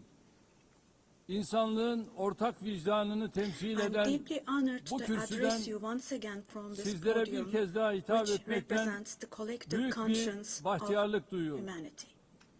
Genel Kurul Başkanlığını tamamlayan I congratulate Sayın Mr. Young, Young'ı who tebrik ediyor. has completed Bu his görevi term as devralan President of the General Sayın Assembly. Berbok'a And I wish başarılar success to diliyorum. Ms. Baerbock, who has Konuşmamın hemen taken başında over this position. Filistin'in giderek artan sayıda ülke At the outset tarafından of my tanındığı speech, bir I would like to dönemde first express my Filistin regret Devlet at the Başkanı absence today Sayın of the Mahmut President Abbas'ın of the State bugün of Palestine, bizzat Mahmut aramızda Abbas, olamayışından at a time when duyduğum Palestine üzüntüyü is being ifade etmek istiyorum. recognized by an increasing number of Biz countries. bugün bu kürsüde Today, kendi we stand here vatandaşlarımızla on this birlikte podium. I sesi stand here on kısılmak this istenen podium Filistin alongside halkına my tercüman olmak 86 için million de citizens, bulunuyoruz. also for our Filistin Palestinian devletini brothers and tanıyacağını sisters açıklayan whose voices are tüm being silenced. ülkelere teşekkür ediyor. Henüz bu kararı I'd almayan like to devletleri thank all the ise countries bir an who önce announced that they harekete recognize the geçmeye state of çağırıyorum. Palestine, and I call Sayın on all Başkan, the other countries değerli who üyeler, have not done so yet Birleşmiş to Milletler do so, to şartı recognize bundan the state of 80 yıl Palestine as önce soon as San possible. Francisco'da imzalandı Distinguished President, ve distinguished members, 24 Ekim the United Nations Charter was 1945'te signed in San yürürlüğe Francisco girdi. 8 years ago, and it Birleşmiş entered into Milletler force on Kuruluş October the Şartı'nın 24th, ilk 1945. maddesinin ilk I kelimelerini would like to recall burada here again the first tekrar words of the hatırlatmak first isterim. article of the UN Charter. Birleşmiş Milletler'in amacı The uluslararası purpose of barış the United ve Nations güvenliği is to maintain korumaktır. international peace and Evet, security. bizler Unquote. bu salonda Birleşmiş As Milletler'in we celebrate the 80th anniversary 80. of the yaşını UN in kutlarken this hall, grave dünyanın events are birçok bölgesinde unfolding in many parts kuruluş of the world şartının that cast ilk a shadow maddesinin over the ilk very first kelimelerine words gölge of düşürecek the UN Charter's vahim opening hadiseler yaşanıyor. article. Özellikle Gazze'de gözlerimizin önünde Particularly in Gaza, 700 günü right aşkın bir before our very süredir eyes, soykırım genocide has been going devam on ediyor. for over Biz 700 days toplantı now. halindeyken dahi Even as we Gazze'de gather here, as şu we anda speak now, siviller Israel is currently katlediliyor. massacring civilians in Gazze'de Gaza. ölen sivillerin sayısı The number of civilian 65 casualties bini in geçti. Gaza has surpassed Enkaz altında 65,000. kaç cenazenin olduğu Unfortunately, henüz the number of bilinmiyor. people who are still trapped under the Ölenlerin rubble 20 is binden not yet fazlası known. çocuk. And more than 20,000 İsrail of those who tarafından died Gazze'de were children. son 23 aydır For the last her 23 saat, months, evet, a her child saat has been bir murdered çocuk by Israel in acımasızca Gaza every hour. hayattan Yes, kopartılıyor. every hour. Bunlar sayı değil dostlar. These are not just figures, Hepsi birer dear can, friends. All birer of these, each one masum of insan. these is a Şu anda person, a sadece human being, silahlarla innocent değil, people. People are now being açlık killed not silahıyla with da weapons, insanlar but with the öldürülüyor. weapon of starvation. 21. yüzyılda medeni In the dünyanın 21st bakışları century, altında under the gaze of the 146 civilized çocuk, world, 428 428 people kişi died of starvation. açlıktan Out of hayatını those kaybetti 428, ve sayı her geçen gün 146 artıyor. were children. Şimdi And size this number is increasing Gazze'deki every day. günlük hayatı anlatan Now, bir fotoğraf I will show you a göstereceğim. photo, which is a picture from daily life in Birinci Gaza. fotoğraf The first photo, gördüğünüz gibi as you see, ellerinde these are yeğenli people. kadınlar. These are women Lütfen with hepimiz these cups that they are elimizi holding in their vicdanımıza koyup hands, cups cevap and verelim. buckets. Just 2025 feel your yılında conscience and answer böyle the bir following gaddallığın question. makul bir sebebi Can we possibly have olabilir a mi? reasonable reason Fakat for this insanlık brutality adına in bu utanç 2025? manzarası Gazze'de This 23 aydır shameful her gün picture in Gaza tekrar has been ediyor. unfolding and is being repeated 365 every day kilometre for kare içinde 23 yaşayan months now. 2,5 milyon And Gazze'li there are her 2.5 gün million yerinden Gazans ediliyor. who live Her in gün bir başka 365 bölgeye square göçe kilometers. And every day, zorlanıyor. what happens Gazze'nin is sağlık they are altyapısı being tamamen dragged from one çökmüş place durumda. to another. The Doktorlar healthcare öldürüldü. infrastructure Ya of da Gaza gözaltına is alındı. completely collapsed. Doctors Ambulanslar have been killed vuruldu. or they have Hastaneler disappeared bombalandı. while under custody. Yıkıldı. Ambulances have been hit. Tedavi Hospitals mümkün değil. targeted and destroyed. Operasyon Treatment mümkün is değil. not possible. Surgery İlaç is not bulmak possible. It's mümkün not değil. possible to find Dostlar, medications. bakın Now, dear Tayyip friends, Erdoğan olarak now, as içim Tayyip yanarak, Erdoğan, with içim a kan heavy ağlayarak heart, söylüyorum. with my heart Henüz bleeding here, 2-3 I'm telling you, yaşındaki elleri, innocent kolları, little ones, bacakları just 2 olmayan or 3 years masum old, yavrucuklar without hands, bugün arms maalesef or legs, Gazze'nin have olağan become, fotoğrafı haline unfortunately, gelmiştir. a common sight to see in Gaza.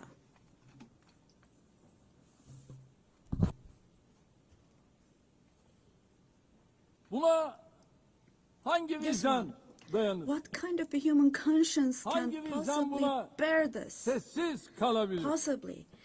Çocukların How can açlıktan, one stay silent vis-a-vis this? ilaçsızlıktan öldüğü bir dünyada In a world where huzur olur children mu? are dying of starvation and lack of Hepimiz medication, can we possibly anne have babayız. calm and peace?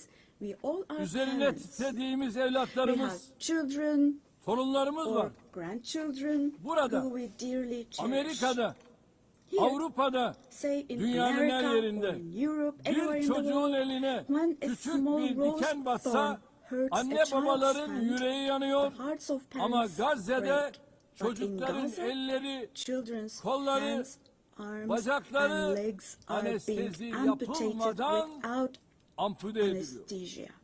Kimse kusura bakmasın ama Now, I'm extremely bu sorry to say, insanlığın but this dip noktası. represents the lowest point of İnsanlık humanity. tarihi son bir asırda Human böyle history bir vahşet has not witnessed görmemiş. such bloodshed within the last century. Her şey gözümüzün All önünde of cereyan this ediyor. is happening before our very eyes. Gazze'deki soykırım, The genocide medya, in Gaza sosyal is medya being aracılığıyla broadcast her an canlı olarak live every yayınlanıyor. moment through the İsrail media and social media. şu ana kadar Gazze'de So far, ulusal Israel ve has uluslararası deliberately basında killed çalışan 250 250 journalists gazeteciyi working in national and kasıtlı international olarak media in öldürdü. Gaza.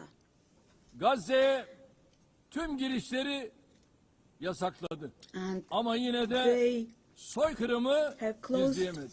all the entrance Filistin into Gaza, topraklarında but they still have not devam been able to eden cover up the genocide. soykırıma her fırsatta I dikkatlerini çeken wholeheartedly support Genel Secretary General Sekreter Guterres Sayın because he Guterres'i consistently draws gönülden attention to the destekliyorum. ongoing Cesareti için genocide kendisini in Palestinian bir kez daha territories, and I would tebrik like to once ediyorum. again congratulate him for his courage.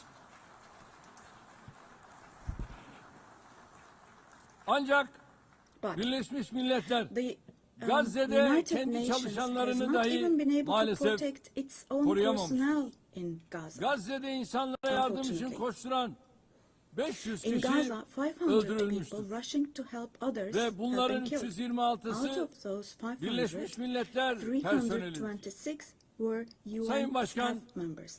değerli üyeler, Esteemed President, bakınız distinguished members, soykırım tıpkı Now, Holocaust gibi insanların toplu halde iması genocide, için like the kullanılan Holocaust, is a utanç shameful verici, concept which insanlık refers dışı to the mass barbarca bir extermination kavramdır. of people. It's a Oysa barbaric bugün concept.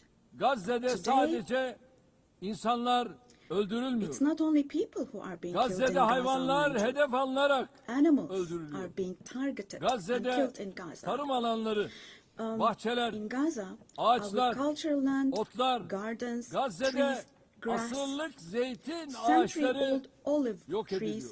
are being destroyed. Gazze'de In Gaza, sular yok ediliyor. water supplies are being Kirletiliyor. destroyed and Gazze'de polluted. binalar, evler, Buildings, kütüphaneler, homes, hastaneler, libraries, okullar, hospitals, camiler, schools, mosques, kiliseler, churches, tarihi yapılar and historical bilinçli bir structures şekilde in Gaza are being yıkılıyor. deliberately destroyed. Gazze'nin toprağı insan içinde, The soil hayvan of Gaza içinde, is being bitki rendered içinde useless for humans, artık for işe animals, yaramaz and for hale plants. getiriliyor.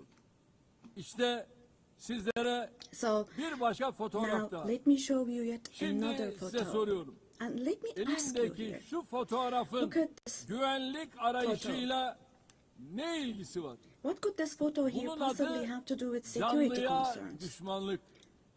Hayata This is being düşmanlık değil. against Bu kürsüden life. açık açık ifade ediyorum. Don't you think? Gazze'de Let bir me savaş state yok. this openly from this podium. Gazze'de There is iki no war taraftan in Gaza. söz edilemez. We cannot possibly talk about the Gazze'de bir presence yanda of two sides in elinde en Gaza. modern, Because en in öldürücü Gaza, on silahlar one olan side, there is a güvenli regular ordu, army diğer with the most tarafta ise modern, most lethal masum weapons, siviller, and on the other masum hand, there are çocuklar innocent var. civilians, Bu innocent terörle children. mücadele değildir. This is not fight Bu against 7 Ekim terrorism. olayı öne sürülerek yürütülen bir işgal, tehcir, This is an occupation, sürgün, deportation, soykırım, daha exile, doğrusu genocide, bir toplu and kıyım life politikasıdır.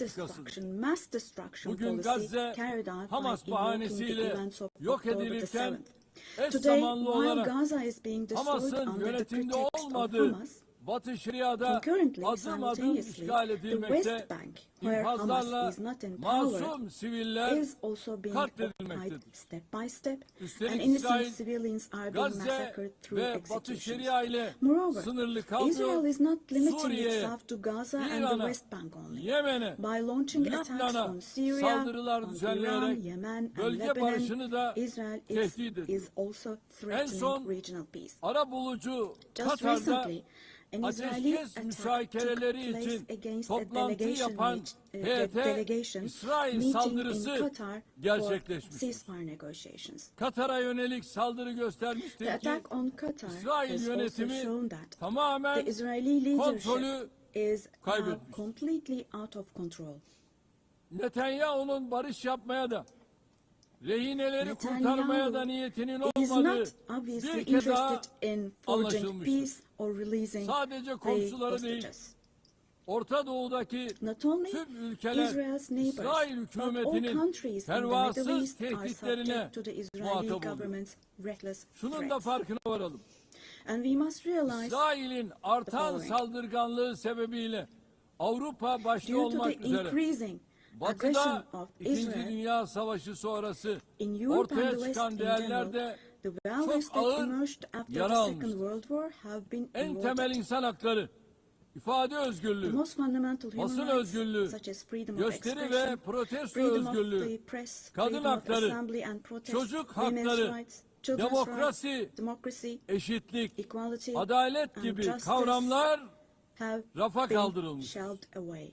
Gelinen noktada At this point, hepimiz we all şu have to gerçeği see görmek zorundayız.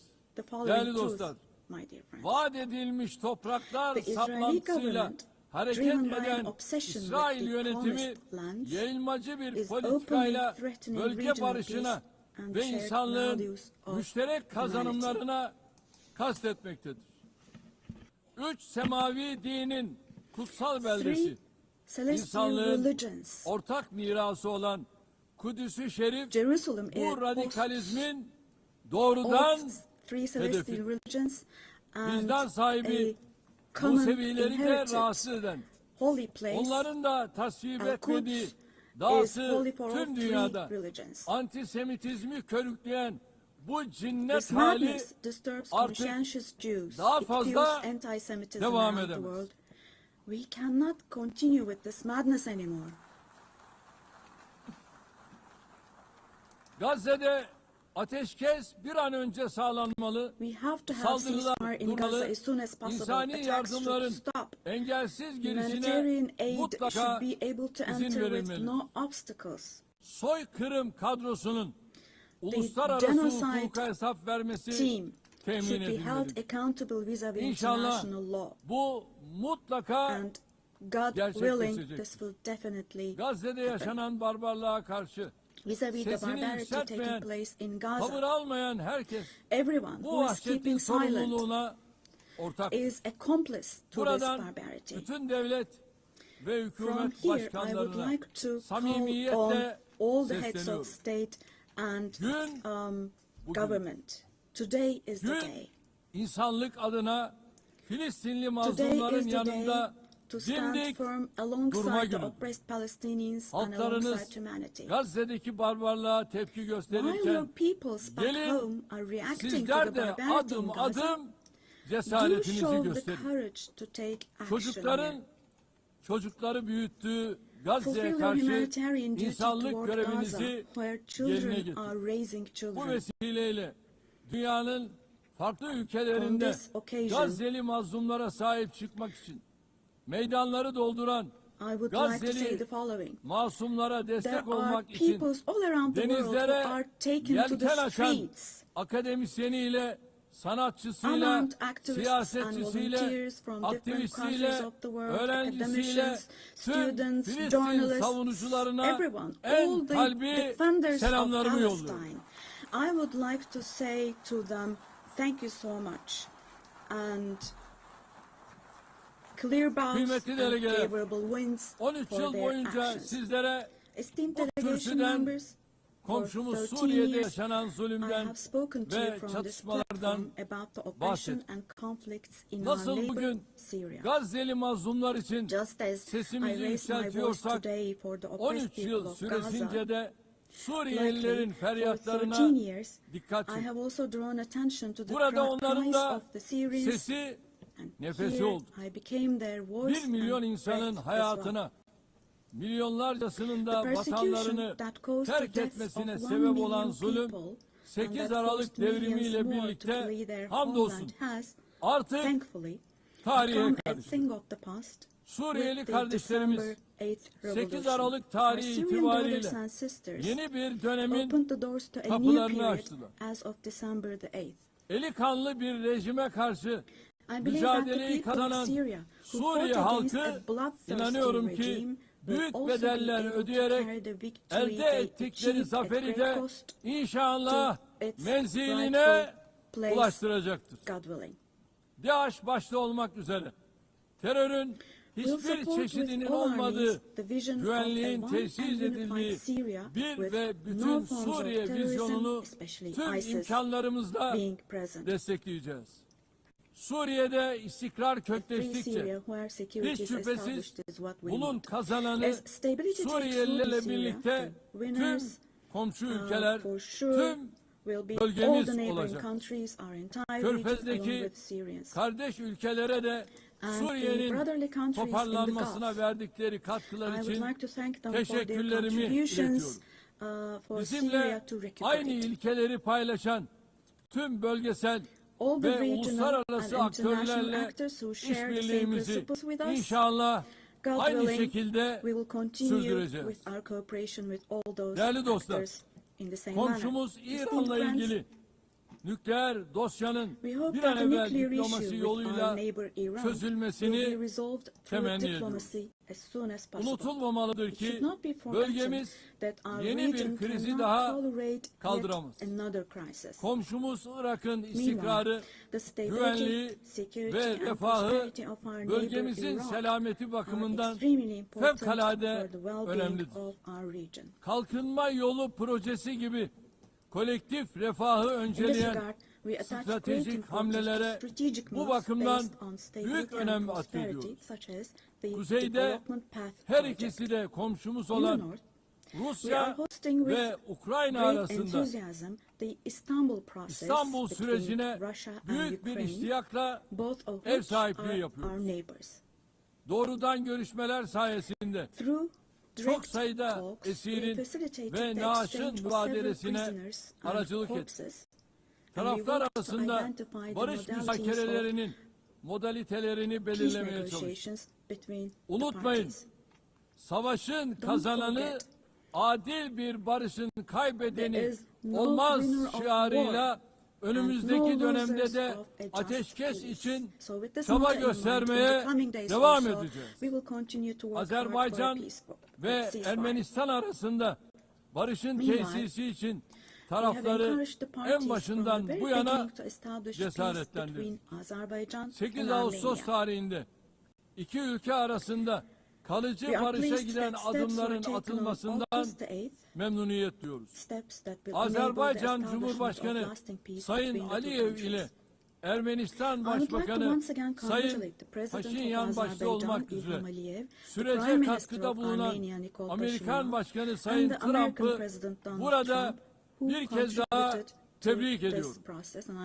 Bu vesileyle ülkemizle Ermenistan arasındaki normalleşme sürecinin kendi rayında ilerlediğini de ifade etmek isterim. Diğer bir arabuluculuk faaliyetimiz olan Ankara süreci kapsamında Somali ile Etiyopya arasındaki ihtilafın halline yönelik gayretlerimizi sürdürüyoruz. Tarafların bu girişimi hızla başarıyla neticelendirmelerini temenni ediyorum.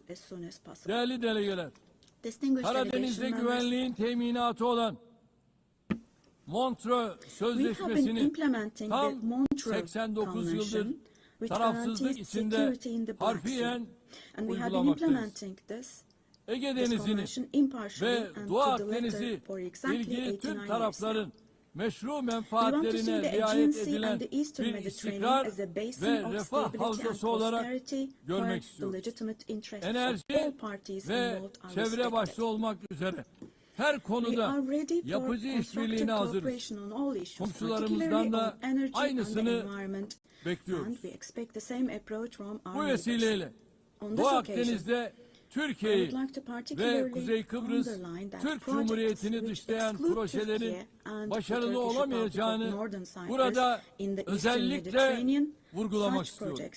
Kıbrıs adasının batısında Türkiye'nin hak ve yetkileri, adanın etrafındaki alanlarda ise Kıbrıs Türklerinin meşru hakları var.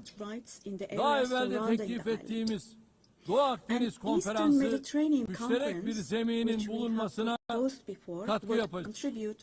Kıbrıs meselesinin çözümü daha önce defalarca denenmiş ancak Rum tarafının uzlaşmaz tutumu nedeniyle tüketilmiş federasyon modeli üzerine bina edilemez. Kıbrıs adasında iki ayrı devlet ve iki ayrı halk vardır. Kıbrıs Türkleri adanın eşit sahibidir ve azınlık olmayı kabul etmeyecek. Uluslararası toplum Kıbrıs Türklerinin yarım asırdır maruz bırakıldıkları haksız izolasyona artık son vermelidir. Son 3 Birleşmiş Milletler Genel Kurulu'nda yaptığım çağrıyı bugün bir kere daha tekrarlıyor. Uluslararası toplumu Kuzey Kıbrıs Türk Cumhuriyeti'ni tanımaya, diplomatik, siyasi ve ekonomik ilişkiler kurmaya davet ediyor. Sayın Başkan,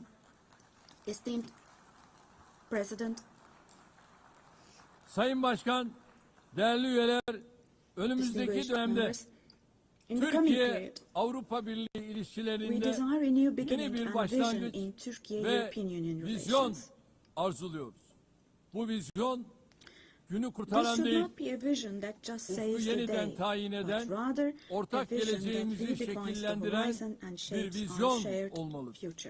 Bunun için elbette Avrupa Birliği'nin de bizim kadar istekli ve kararlı olması mühimdir. Net güvenlik sağlayıcısı bir ülke olarak Birleşmiş Milletler, NATO, AGİ ve Avrupa Birliği'nin harekat ve misyonlarına katkılarımızı sürdürüyoruz. 2026 yılındaki NATO zirvesini Ankara'da toplayacağız. NATO müttefikimiz Amerika Birleşik Devletleri ile ilişkilerimizi ticaret, yatırım, enerji ve savunma sanayi başta olmak üzere birçok alanda güçlendiriyoruz. Ata yurdumuz Orta Asya'daki kardeş we ülkelerimizin attach great barış, importance to the peace, istikrar stability, ve and refahı prosperity of bizim our için brotherly countries in vazgeçilmezdir. Central Asia, Türk which is Devletleri our Teşkilatımız ancestral homeland. bölgesel bir çatı olmanın ötesine Our geçerek organization of Turkic küresel bir states aktör is olma moving yolunda forward with ilerliyor. confidence on the path to becoming a Köklü global beşeri bağlarımızın actor, going olduğu beyond being merely a Balkanlarda regional umbrella. barışın ve istikrarın sürmesi için We are making intensive yoğun efforts to ensure the gayret continuation içindeyiz. of peace and stability in Temmuz the ayında Balkans, ihdas where we have ettiğimiz strong historical, Balkan cultural and people ties. Barış The Platformu Balkan bu Peace yöndeki Platform, which we çabalarımızın established in en July, yeni is örneği. the newest and most KFOR concrete komutanlığı manifestation of our görevini efforts in de this direction. bu yıl Ekim ayında bir kez daha This üstleneceğiz. October, we'll once again assume the Afganistan'daki command of yönetimin KFOR forces. toplumu kuşatıcı, In Afghanistan, dikkate alan our bir fundamental anlayış desire is that sergilemesi the current temel administration demonstrates arzumuz. an approach that embraces Yeniden the society toparlanma and sürecinde that takes human uluslararası values into toplumun consideration. Afgan halkını In this process, it is yalnız essential that the international bırakmaması. community does not leave Türkiye Afghan people ve alone, Türk milleti olarak and Afgan kardeşlerimizin Türkiye her and daim as the Turkish yanında nation olmaya will devam stand by edeceğiz. the Afghan people Değerli dostlar, Güney Asya'da at all barış ve times. istikrarın Esteemed friends, in muhafazasını South Asia, son derece we önemli consider the görüyoruz. preservation of peace and Nisan stability ayında to be of utmost Pakistan importance.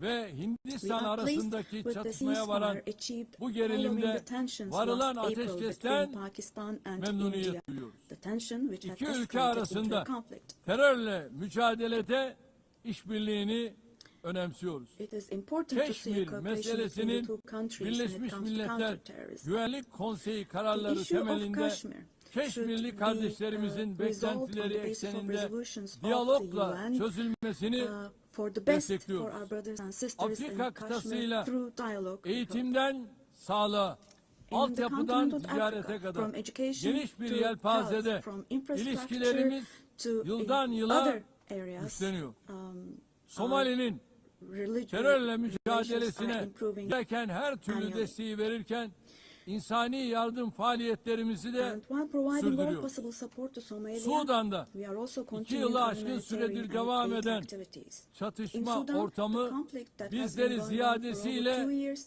üzmektedir. saddens us deeply. Sudan'da akan kanın durması ve Stopping the sürdürülebilir bloodshed barışın in Sudan and tesis establishing edilmesi sustainable peace is uluslararası the shared toplumun responsibility ortak of the sorumluluğu. international community. Bizim bu yöndeki And çabalarımız Turkey's efforts in devam this edecek. direction will continue. Büyük Göller Bölgesi The Great Lakes yıllardır region süren has istikrarsızlık suffered greatly ve from çatışmalardan years of ongoing ziyadesiyle instability müzdarip and olmuştur. conflict. Kongo Demokratik Cumhuriyeti'nin doğusunda yaşanan Our hope is çatışmalar that these conflicts bir an in the önce east of the Democratic çözülmelidir. Republic of the Congo will Amerika'nın give way to arabuluculuğu lasting peace and stability. ve Katar'ın We wholeheartedly kolaylaştırıcılığında support the yürütülen efforts being carried gayretleri out under the mediation samimiyetle of the destekliyoruz. US and the Batı facilitation of Afrika'da Qatar. bilhassa The sahil increasing havzasında terrorist activities artan in West terör Africa, faaliyetlerini de particularly in the endişeyle Sahel Basin, takip are ediyoruz. also of great Tarihi concern to us. bağlarımızın bulunduğu bu We will bölge continue our halklarının unwavering huzura efforts to ensure ve istikrara peace, kavuşmaları tranquility için and stability çabalarımız for the peoples of devam this region edecek. with whom we share İlhamını historical ties. çift başlı Drawing Selçuklu inspiration Kartalı'ndan from the alan historical bizim de double-headed 360 Turkish derecelik Selçuk Eagle, yaklaşımla yürüttüğümüz I would like to emphasize Türk that our dış relations with politikasında Asian countries Asya and Turkish ülkeleriyle foreign ilişkilerimiz policy are of büyük great stratejik strategic importance. öneme sahip. We pursue a Yeniden 360-degree approach Asya in this policy. girişimimiz çerçevesinde Within the framework ASEAN of our Return başta to olmak Asia üzere initiative, we are bölgesel deepening our kuruluşlarla engagement with angajmanımız regional giderek organizations derinleşiyor. such as Latin ASEAN, Amerika the Indian ve Ocean Karayipler Association, bölgesiyle for münasebetlerimizi example. We will ortaklık continue ruhuyla to develop new ve partnerships with kazan Asian countries, kazan and we yaklaşımıyla attach great importance geliştirmeye to developing büyük our önem relations with atfediyoruz. Latin America and the Caribbean Bölgedeki region in a tüm spirit of ülkelerle partnership and a kurmuş win-win olduğumuz approach. dostane We are bağları determined to daha further ileriye strengthen taşıma the friendly irademiz ties we have bakidir. established with all the countries in the region. Kıymetli delegeler, Esteemed uluslararası delegation members, ticarette artan korumacılık increasing eğilimleri protectionist ve trends in tedarik international zincirlerinde trade and yaşanan disruptions in kırılmalar supply chains dünya are ekonomisinde leading to esaslı fundamental değişimlere changes in the yol global açıyor. economy. Mevcut sınamalarla başarılı mücadele için To successfully Dünya address current Ticaret challenges, Örgütü'nün yer we aldığı support kurallara reform dayalı of uluslararası ticaretin reforme edilmesini destekliyoruz. Ucuz, güvenli ve sürdürülebilir enerjiye erişimi, özellikle gelişmekte olan ülkelerin kalkınma hedeflerinin gerçekleştirilmesi için vazgeçilmez buluyorum. Çin'den Avrupa'ya uzanan ve stratejik önemi haiz pazar geçişli Doğu-Batı Ortak Koridoru projesini ilerletiyoruz.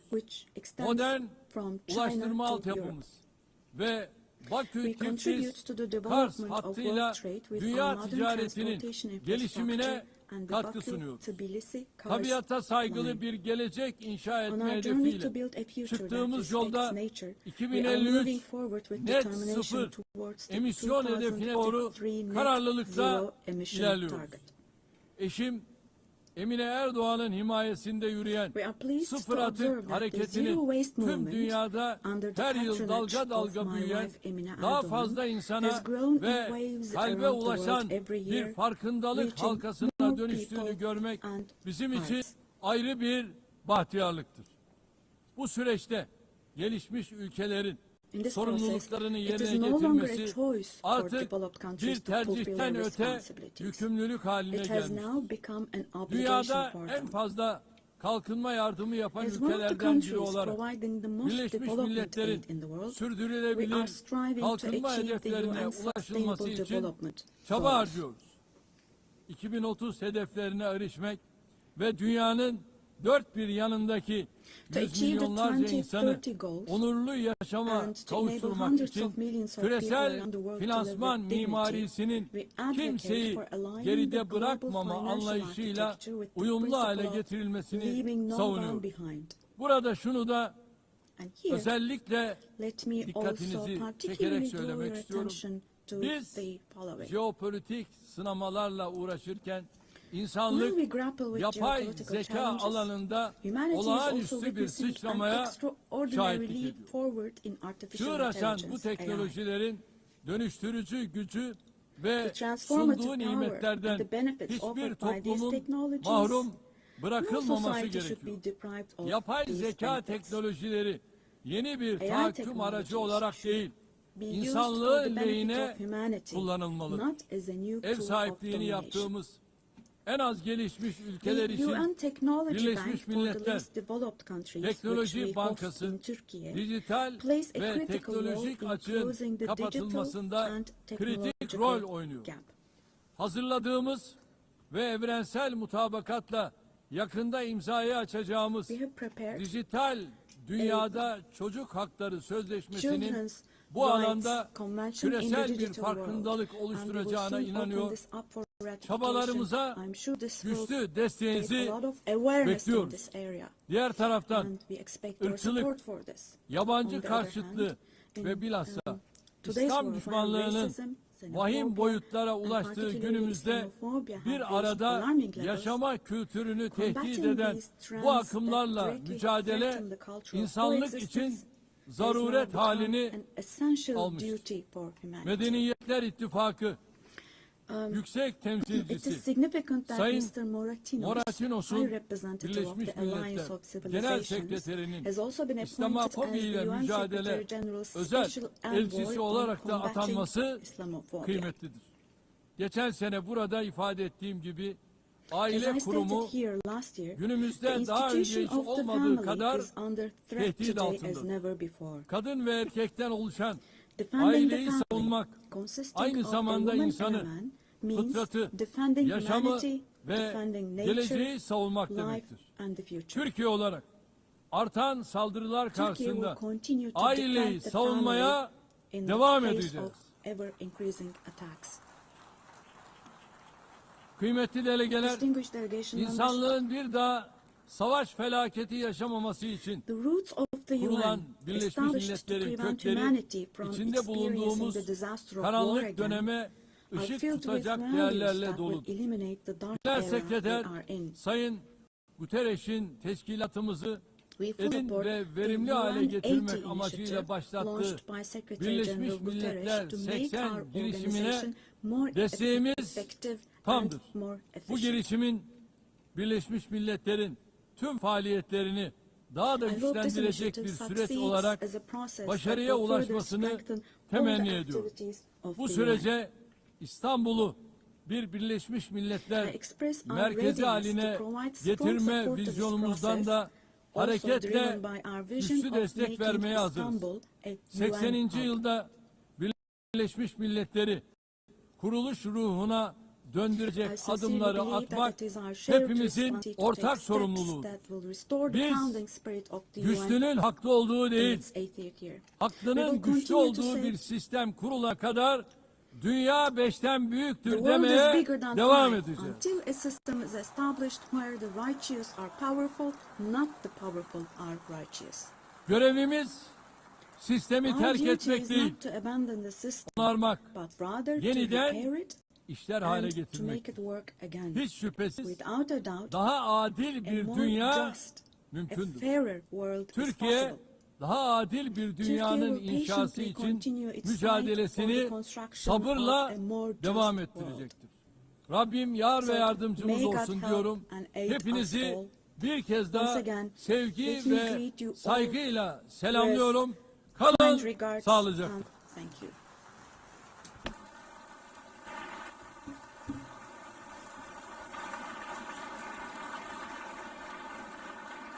On behalf of the Assembly, I wish to thank the President of the Republic of Turkey.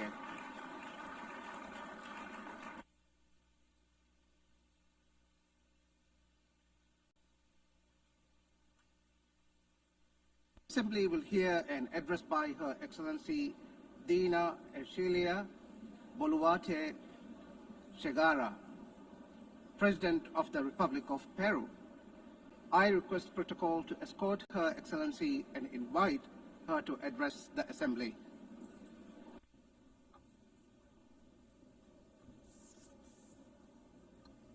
Señora Presidenta de la Asamblea Madam General, President of the General Assembly, Annalena Baerbock, Señor Secretario General Secretary General de las of the Naciones Unidas, United Nations, Antonio Guterres, Señoras ladies y señores, and gentlemen, Jefe de Estado heads of state, y señoras presentes en esta magna ladies asamblea. and gentlemen present El here Perú in this august forum. Es el centro y cuna de Peru is grandes the center and civilizaciones cradle milenarias, of great millennial siendo la civilizations, última the last el of which imperio de was los the Incas, Inca Empire, que dejó which un left legado us de grandeza. a legacy of greatness. Somos herederos We are asimismo also heirs del of virreinato the del Perú, que viceroyalty abarcó of las Peru, 2/3 which partes encompassed de 2/3 América of del South Sur. America.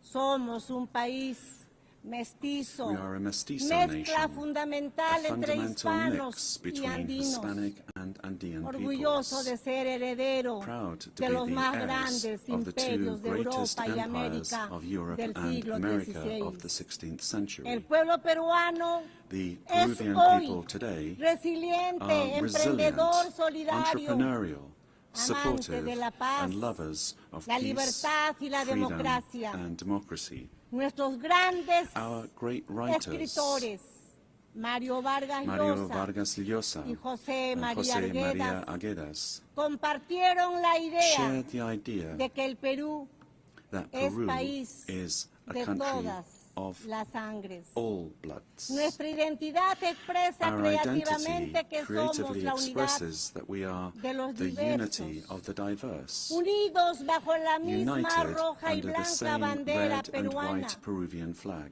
En nuestro país In our country, viven los pueblos native originarios y los peoples pueblos and del peoples mundo of the en world paz live together y unidad in peace and como unity una gran síntesis del as a Perú, great synthesis país en el que vivió y trabajó Peru, durante the 40 country años in el Papa which León Pope XIV, Leo XIV lived nacionalizado and worked in peruano, for 40 por su years, profundo a amor a naturalized nuestra Peruvian gente, because of his deep love tanto for por our su people, carácter solidario both y for his pacífico supportive como as well por as su fe his católica peaceful y disposition cristiana.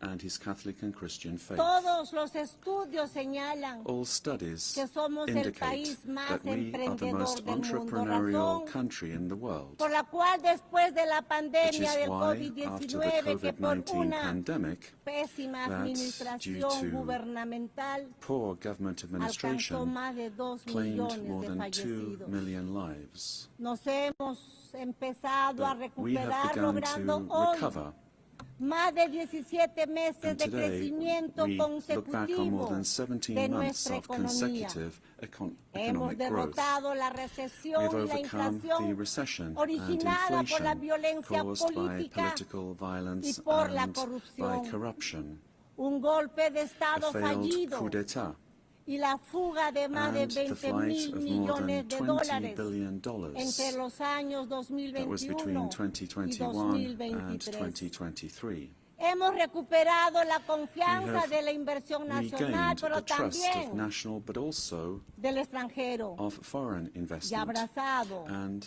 a la we libertad. have embraced freedom. Somos un país solvente We y are a estable solvent and a stable por el country. golpe de Estado de diciembre del Because of the coup 2022 attempt que of December pretendía 2022, instaurar una which sought to dictadura establish sometiendo a dictatorship a todos los by poderes del forcing all Estado, branches of the state tuve que asumir into submission. I had constitucionalmente to la constitutionally presidencia de la assume the República. presidency of the Republic. Desde ese entonces Since that se date, estableció una narrativa narrative por la cual was el established golpista by which se the coup convirtió en plotter víctima y la became a presidenta victim, se and the asumió president, who constitucional y constitutionally legalmente and la legally presidencia, assumed the presidency, fue acusada was por algunas accused voces by de some golpista quarters y of being a usurpadora. coup plotter and La usurper. mentira trastocada en verdad Lies turned into y truth, la verdad en and truth mentira. turned into lies. Este es uno de los temas This is que one nuestro, of the de nuestro issues tiempo. of our time.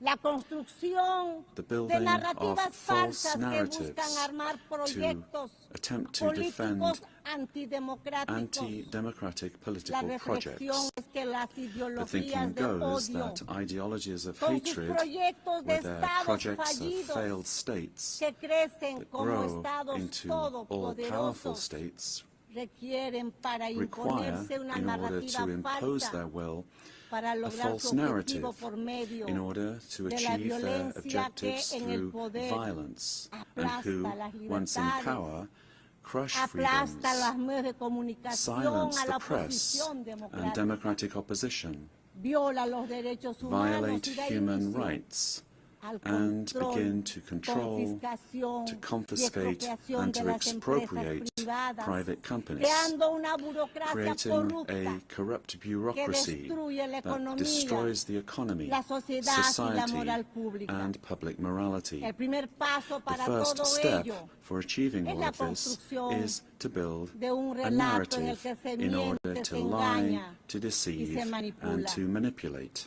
La ideología del odio de The clases ideology es of muy class hatred hábil is very skillful en trastocar la at realidad, distorting construir reality falsos and relatos, building false pues narratives, utiliza el método because it uses the totalitario de repetir totalitarian ad method of infinitum repeating a una lie mentira, ad infinitum, como se hiciera as en was el done mundo in the world antes de la Segunda before Guerra the Mundial Second y World como War, se viene and haciendo as is happening nuevamente again porque today, el because totalitarismo se totalitarianism renueva, se renews presenta con otros itself, presents rostros, itself with other porque faces, lo que sigue siendo una grave amenaza but it remains para a los serious países threat y to para el countries mundo. and to the world. El cínico relato se ve The cynical reforzado narrative is por el reinforced intervencionismo by en los interventionism asuntos in the internos de los internal affairs países, of countries, apoyando y supporting difundiendo and spreading falsedades falsehoods para to destruir la destroy democracy democracia y and eliminar eliminate la libertad. freedom.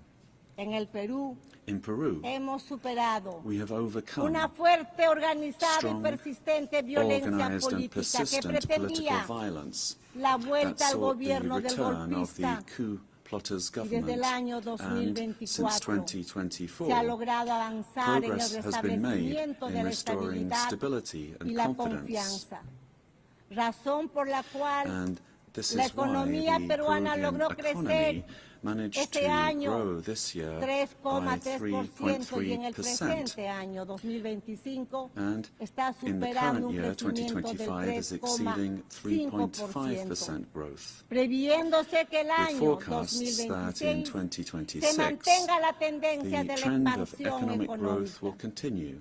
El gobierno The garantiza government 3 guaretees años de 3 years crecimiento of económico economic growth, encabezando las being the leader cifras en in Sudamérica. South America. La inflación que Inflation tenemos is es inferior al below 2% anual. 2% annually. Las reservas internacionales son International superiores reserves a los amount 88 to more mil than millones $88 de billion, dólares. Y nuestra moneda and our currency se mantiene remains estable y stable, se and fortalece it's cada día getting más. stronger every day. Nuestra deuda externa Our es menor external al debt is less than 32,2% del PBI, 32.2% of GDP, una de las más one of bajas the de lowest América in the y del Americas mundo. and in the world. Nuestro déficit And our fiscal fiscal este deficit año this será year de will be 2,2% 2.2% annually. anual. Señora Presidenta de esta magna Madam Asamblea, President of this el 24 magnificent de General octubre se Assembly, creó on las October Naciones 24th, Unidas, the UN was después created de la after World Segunda Guerra War II, Mundial, cuando se logró when one derrotar a of uno the de los greatest mayores proyectos totalitarian políticos political totalitarios projects construido built bajo una on an ideología de ideology odio of hatred, que produjo el más grave genocidio leading en la to the most historia serious de la genocide in humanidad, human history, el the Holocausto, Holocaust, que was jamás, defeated. que And this is jamás something that we debemos must olvidar. never, I say never, Esa nefasta forget. guerra causó la That muerte dreadful war de 60 caused the millones death de of seres 60 humanos. million human beings. Toda ideología de odio, All el odio de ideologies of clases hate, y su class elevación hatred, a and principio y its motor de la elevation as a historia, principle and el odio driver racial, of history, el racial hatred, nacionalista, el nationalist odio hatred, religioso, religious hatred, étnico, el ethnic odio a hatred, las hatred mujeres, against entre women, otros, amongst others, son los are the causantes de los causes peores for the crímenes worst en la crimes historia committed humana. in human history. Las ideologías de odio Ideologies of construyen hatred relatos como verdades build narratives absolutas as absolute que truths instrumentalizan a las that personas y a los instrumentalize people pueblos. and nations. La constitución The política de mi political patria constitution of my afirma homeland, que la Peru, defensa affirms that the de la defense persona of humana y the su individual dignidad and their es el dignity fin is supremo the de supreme la goal sociedad of y del society Estado. and of the state. El Perú rechaza en Peru, consecuencia los dos Rejects principales the relatos two de odio principal en el hate mundo, narratives in the world, el odio de clases y namely el odio class hatred religioso, and religious origen hatred. de guerras These are the y origins violencia of humana. wars and En el inhumane Perú violence. hemos sufrido In Peru, más de 20 we años suffered de for un more than terrorismo 20 years mesiánico, from a dogmático, messianic, violento y dogmatic, genocida violent and que le genocidal costó la vida a terrorism más de that cost the 70,000 lives of more than peruanos. 70,000 El Peruvians. terrorista odia las The terrorist elecciones y el hates derecho elections ciudadano and the citizens' a right elegir y a to ser choose elegido. and to be Cuando participa, and to stand for lo election. hace para When they destruir la participate, democracia they do so desde to adentro. destroy democracy from Sin within. embargo, However, el relato que se ha querido the narrative imponer that es they una wanted mentira to flagrante. impose is a flagrant lie. Las Fuerzas Armadas The y armed forces policiales and the que police defendieron la who vida defended y the la life libertad de and los the freedom peruanos of Peruvians son are acusados now de violar accused los of derechos violating humanos, human rights. convirtiéndose así Thus, los the héroes, heroes who defensores de la defended vida, life, la democracy, democracia y la and freedom libertad en are victimarios turned into y los victimizers, terroristas and the terrorists en víctimas. are turned into Así, victims. Los héroes que In this way, defendieron the la heroes who democracia defended son democracy are being perseguidos persecuted en in juicios que se trials prolongan that drag on por for décadas, mientras que decades, los while the terroristas terrorists son are indemnizados y compensated considerados and considered víctimas. victims. El mundo al revés. La ONU, Presidenta, This is the world in ha reverse. sido un hito The fundamental en el UN was siglo a XX, fundamental milestone in the pero en el 20th siglo century, XXI but in the debemos 21st estar century, más we must atentos. be more vigilant. Es nuestro deber It is our impedir duty que el mundo se to prevent the world precipite from hacia plunging nuevos genocidios into new y nuevas genocides violencias. and new violence. No es aceptable en un mundo It is not civilizado acceptable in a que un civilized país world that invada one country a otro, invade another utilizando un using relato a falso false narrative para to justificar justify una guerra que a ataca war. principalmente A a war la that first and población. foremost attacks the No civilian es population. admisible la It is matanza not de acceptable civiles, to slaughter la civilians, captura de to centenares de capture jóvenes, hundreds of young people, mujeres y women, hasta niños and even children, para and utilizarlos use como them rehenes. as hostages. Vivimos ante la We amenaza del live under crimen the threat of internacional international organized organizado. crime. En el Perú, In Peru, la delincuencia internacional international crime dedicada based a la extorsión recurre a métodos terroristas on extortion como los uses atentados terrorist con methods such as explosivos bomb attacks para someter to submit a los citizens ciudadanos. to its will. Estas organizaciones These criminal criminales organizations que utilizan armas de guerra that han use creado weapons of war mecanismos have financieros para created lavar financial el dinero mechanisms to manchado de launder sangre, blood-stained money, remitiendo grandes sending sumas large a sums sus países back de to their origen. countries of origin. Se pretende normalizar They esa seek to violencia que normalize this requiere violence, para su which derrota requires, in el order to be defeated, reconocimiento por la recognition ONU by the como UN organizaciones as terroristas terrorist y una organizations nueva legislación and nacional new national e and internacional international legislation que detenga su amenaza al to sistema stop them being a democrático threat y al to the desarrollo de democratic los system pueblos. and to the development Es of imperativo peoples. asimismo It is also actuar imperative contra el that we act narcotráfico y la against minería drug ilegal trafficking and illegal que mining destruye el medio that ambiente, destroys the environment, contaminan los ríos pollutes y rivers, condena and a condemns los pueblos peoples y a las and personas individuals a la to esclavitud. slavery. El crimen internacional International tiene crime sometidas has subjected a miles de thousands mujeres of women extraídas de sus taken from their hogares, de home sus países con countries through violencia y violence engaños and deception, y explotadas y privadas de su being libertad. exploited and deprived of their Señoras freedom. y señores, Ladies and gentlemen, vivimos momentos que nos we are recuerdan los living through episodios times más that recall oscuros de the nuestra darkest historia chapters moderna. of our modern history, Y el Perú and está Peru convencido is que el mundo no convinced that necesita the menos world does ONU, not need less sino UN, más y mejor but ONU. more and a better Una UN, que esté acorde con one los that is in tiempos tune with the en los times, que las ideologías de in times odio in que which tanto daño ideologies of causaron y hatred that causan cause and a la cause humanidad so much damage to se han humanity refugiado en la have taken mentira, refuge in en las lies, informaciones in falsas y misinformation, en la and penetración which have de las penetrated sociedades democratic democráticas. societies. El Perú, como miembro fundador, Peru, está as a founding comprometido con member, un is sistema committed multilateral to an abierto, open multilateral basado system en el derecho based on international y law los principios and de the la principles Carta de Naciones of the UN Unidas. Charter. El pilar, el modelo And we see in La the ONU, UN the pero el pillar momento of the model de hacer un that has alto brought peace and y prosperity. mirar lo que está But pasando we en el have to mundo a look nuestro at what's alrededor. happening around us En in the este world. momento estamos At this aquí, time, as we're meeting pero al otro here, lado del mundo in other parts of the están world, matando niños, they are killing niñas, personas children, inocentes. girls, boys, innocent people. La prosperidad al mundo debe ser Prosperity en ese trabajo responsable y unido. will only come if we Que are hoy debe united and work ingresar a un together. proceso de adecuación And we have to frente a las adapt nuevas to amenazas. new threats. Cada uno de nuestros países Each of our countries tiene el deber de has the duty contribuir al desarrollo to make their de contribution soluciones a los towards finding problemas solutions to que the enfrentamos y en problems eso that we all face se esfuerza together. mi país. And my country is Pero la striving to do this. interconexión de nuestras But sociedades the y interconnection of economías our societies hacen que and solo a economies través de la means that it is cooperación only through international internacional cooperation podamos resolver la that we crisis can resolve que the enfrentamos. crises which we face. Si no reformamos las If we Naciones do not Unidas, reform the United nuestra Nations, casa común, our common home, para devolverle to restore representatividad y efectividad a su representativeness and acción, effectiveness to its corremos action, el grave then riesgo de we ver run desaparecer the very serious risk uno de los of seeing instrumentos one más of the most preciados precious que instruments tiene that la the international comunidad community internacional has for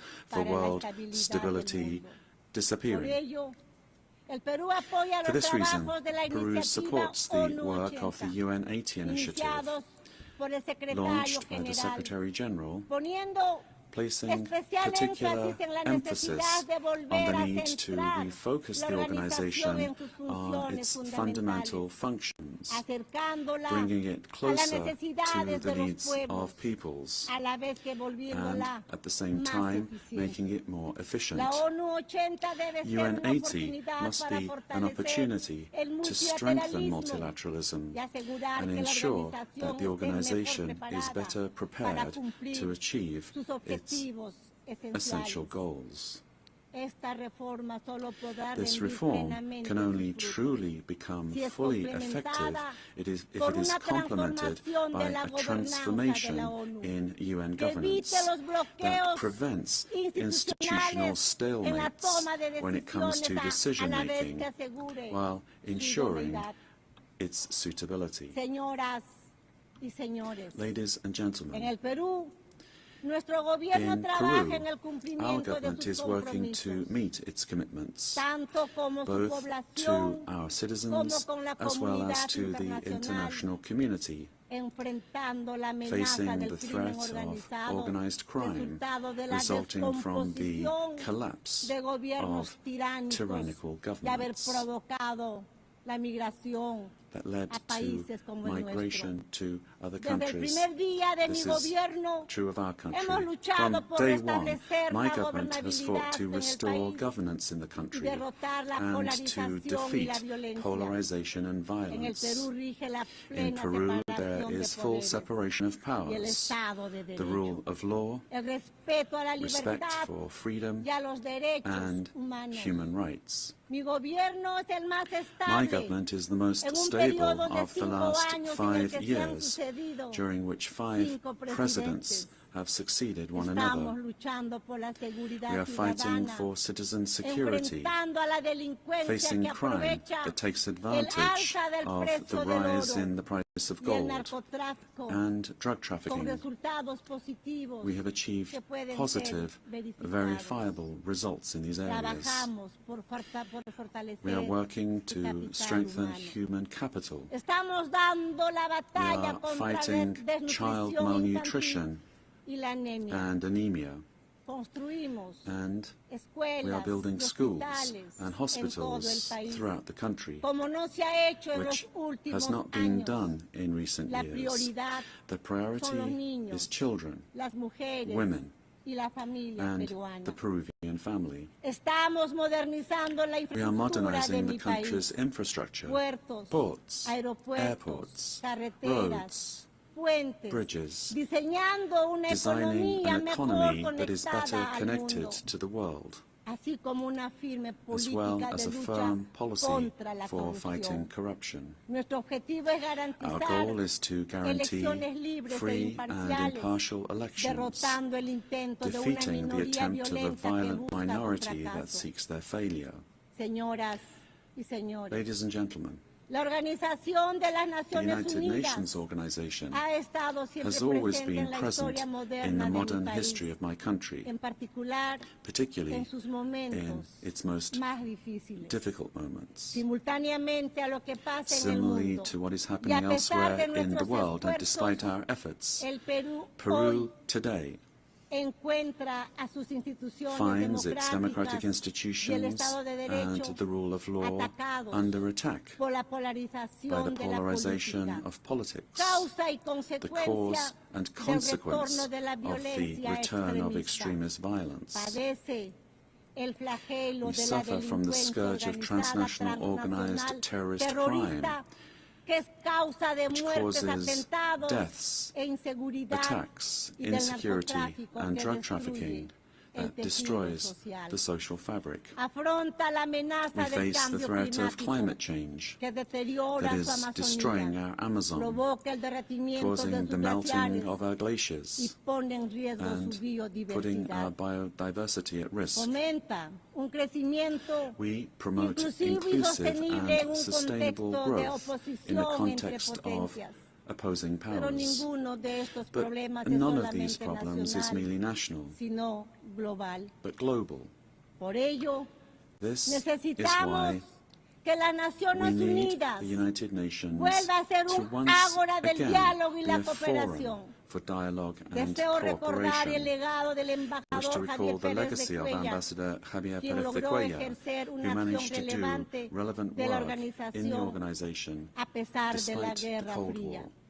Con ese ejemplo With that example in mind, y en el apego de nuestra and in view región a of los our region's propósitos de la adherence Carta to y en the aras purposes of the Charter, de una mejor and in order to representación, ensure better creemos que es representation, tiempo de we que believe it is quien time for the ocupe la next próxima Secretary Secretaría General General provenga de come from Latin Latinoamérica. America.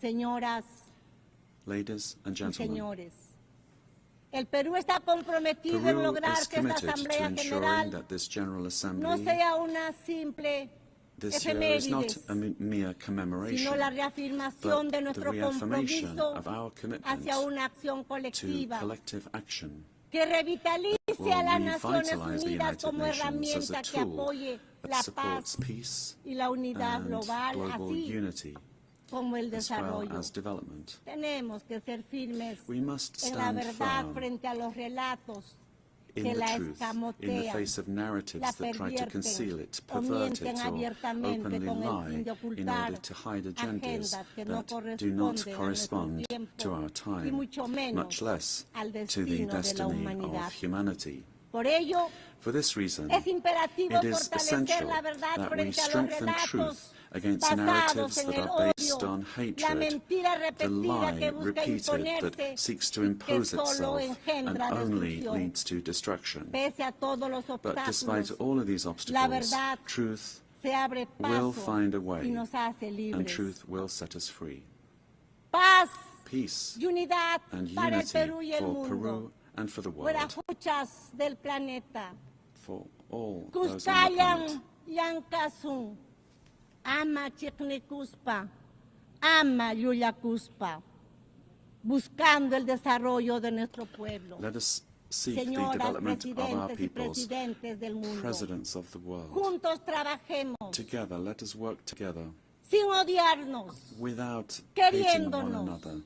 procurando el desarrollo Let us de work nuestros for the pueblos. development of our peoples. Sí a la vida, Yes to no a life, la violencia no to y no a la violence, guerra. and no Muchas to gracias. war. Thank you very much.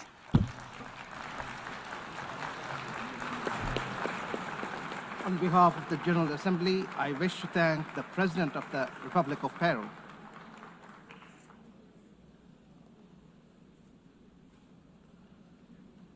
The Assembly will hear an address by His Majesty King Abdullah II Ibn al-Hussein, King of the Hashemite Kingdom of Jordan.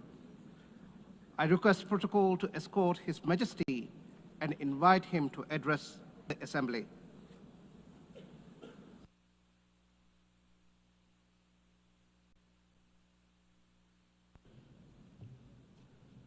Bismillahir Rahmanir Rahim. Madam President, Mr. Secretary General, In the name of Your God, the Excellencies. compassionate, the merciful. Another year, another UN General Assembly, and another occasion when I stand before you to address the same issue, the conflict in the Middle East. And not for the first time, developments on the ground have made me question the worth and utility of words in capturing the magnitude of the crisis. Yet not speaking about it would signal acceptance of the situation and abandonment of our humanity. And that I will not do. Our UN General Assembly was born 80 years ago, pledging to learn from, not repeat, history. The world vowed never again.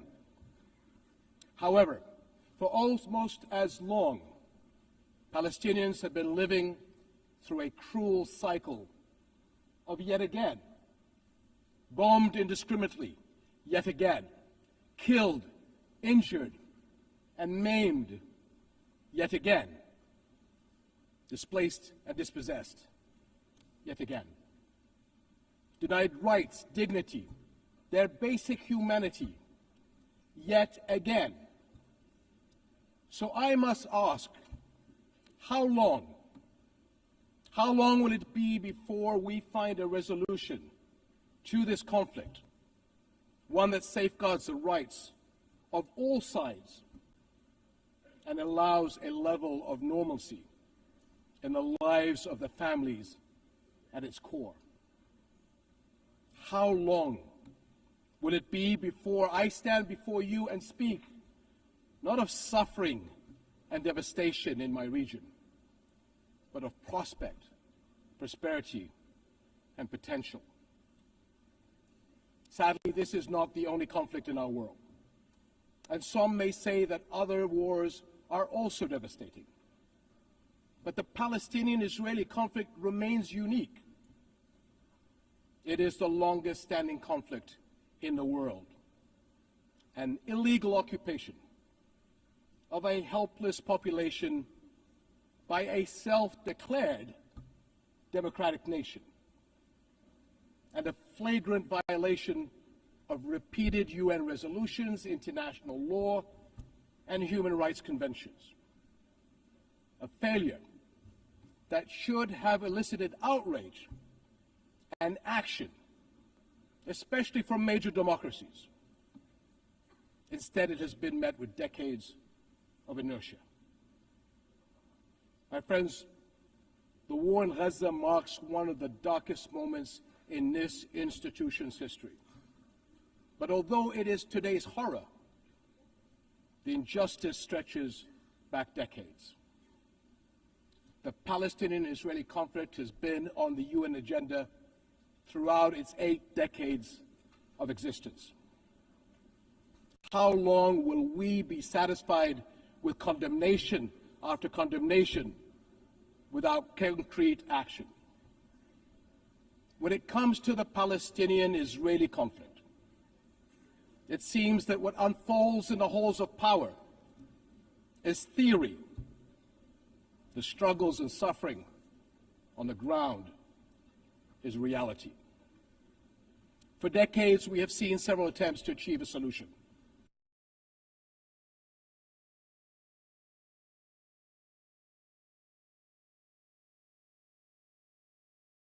In fact, many would argue these processes served as a distraction, as Israel grabbed more land, expanded illegal settlements, demolished homes, and displaced entire neighborhoods. Muslim and Christian holy sites in Jerusalem have been vandalized and desecrated by those under government protection. And throughout all these years, Israeli families, too, have not been able to live in true security because military action cannot bring the safety they need. Nowhere is that more evident than in Gaza. More than 60,000 Palestinians killed, 50,000 children injured or killed, miles of burnt-out rubble, neighborhoods, hospitals, schools, farms, even mosques and churches in ruins, widespread starvation. And what we are seeing is only a glimpse, because never in our modern history has the lenses of international media been obstructed like this from capturing the reality on the ground. Almost 2 years in, and the cruelty of this military campaign continues unabated. Furthermore, the current Israeli government's provocative calls for a so-called Greater Israel can only be realized through the blatant violation of the sovereignty and territorial integrity of its neighbors. And there is nothing great about that. I can't help but wonder if a similar outrageous call were made by an Arab leader, would it be met with the same global apathy? The international community must stop entertaining the illusion that this government is a willing partner for peace. Far from it. Its actions on the ground are dismantling the very foundations on which peace could stand, and intentionally burying the very idea of a Palestinian state. It has shown how little it respects the sovereignty of other countries, as we have seen in flagrant violations in Lebanon, Iran, Syria, Tunisia, and most recently, Qatar. And its hostile rhetoric calling for the targeting of Al-Aqsa Mosque will incite a religious war that would reach far beyond the region and lead to an all-out clash that no nation would be able to escape. How long before we hold all nations to the same standards? How long before we recognize that Palestinians as people who aspire to the same things you and I do, and we act on that recognition? How long before we recognize that statehood is not something Palestinians need to earn? It is not a reward. It is an indisputable right.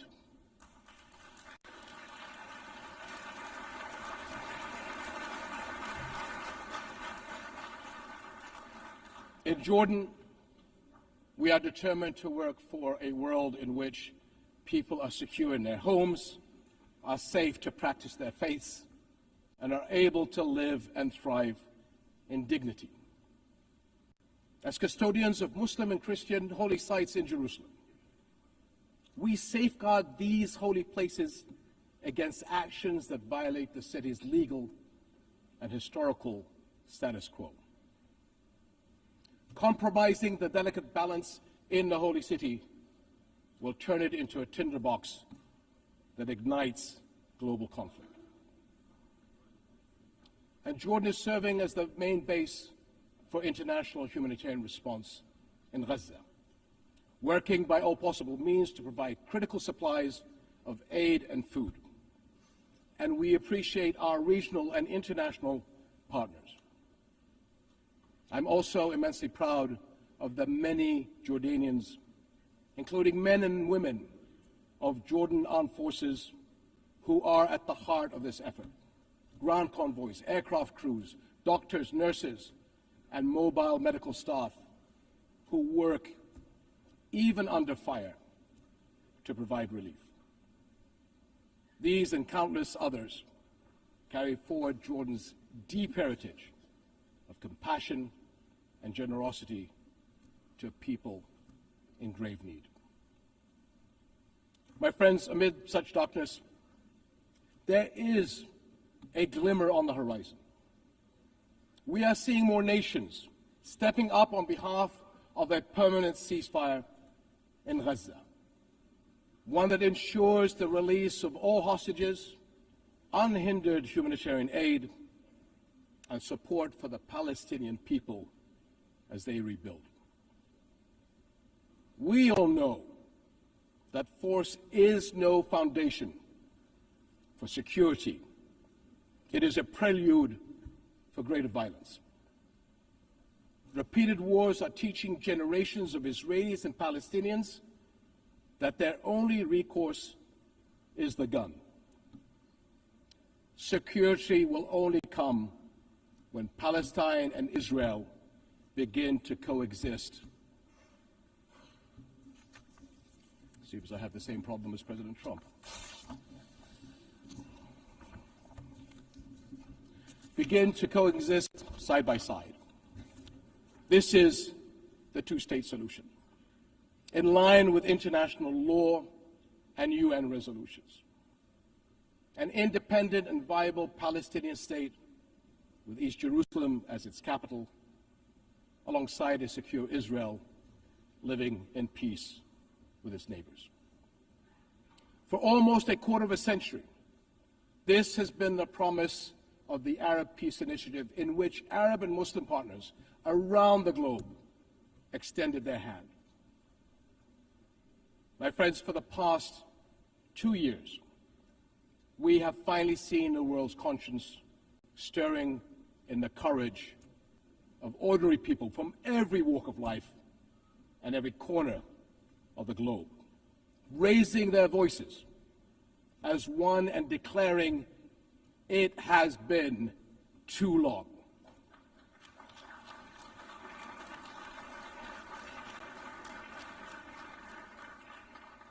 This United Nations must echo that call. It has been too long, and it must act on that call until peace is a reality. Thank you.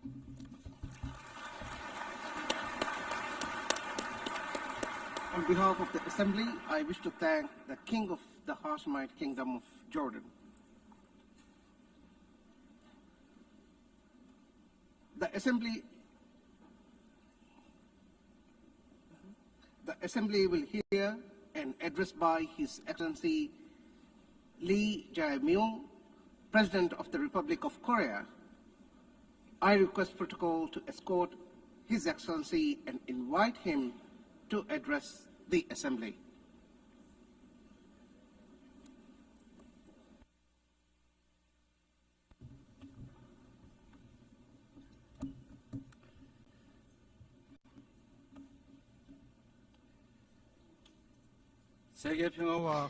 I would like to express my respect and gratitude to all members of the United Nations and staff of the UN Secretariat for their contribution to world peace and shared prosperity.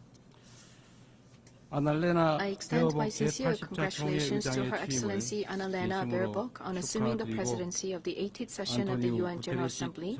I also pay tribute to Secretary General Antonio Guterres for his unwavering dedication and hard work. I hope the 18th session of the UN General Assembly will achieve even more meaningful results under their outstanding leadership. Madam President, Mr. Secretary, and distinguished delegates, this year is a meaningful year marking the 80th anniversary of the founding of the United Nations. The past 80 years of the UN has been a valuable journey of protecting the dignity and values of humanity and at seeking a path forward for future generations. If someone asks what the UN has achieved, I would confidently reply, look at the 80-year history of the Republic of Korea. It is no exaggeration to say that the Republic of Korea's history, dotted with challenges and responses, is the history of the United Nations, which has constantly confronted enormous challenges facing humanity. Liberated from colonial rule the very year that the United Nations was founded, the Republic of Korea emerged from the scars of division and ashes of war through UN assistance, maintaining national identity while achieving industrialization and blooming into a democracy. Therefore, the Republic of Korea in itself is a country that has proven the value of the UN's existence. Whenever the Republic of Korea revived the hopes of lives as precious as the weight of the universe amidst horrific wars and disasters, the UN flag fluttered at the center of that intense solidarity. The United Nations has strived to provide equal rights and opportunities to everyone without discrimination, and has provided education and vaccines to make children's lives blossom. The small country in the East, which rose with the support of the UN and the international community, has become a proud UN member that is drawing the world's attention. It is raising its role and responsibility as a member of the international community more rapidly than any other country. There were times when democracy and peace were in crisis, but each time the Republic of Korea rose with indomitable strength. Even a safe coup could not break the people of the Republic of Korea's strong will, desiring democracy and peace. The revolution of light that the people of the Republic of Korea achieved against the darkness of the insurrection last winter was a historic moment that demonstrated the brilliant achievement of the UN spirit. The remarkable resilience and strength of democracy that the Republic of Korea has shown will be ours as well as the that of the entire world.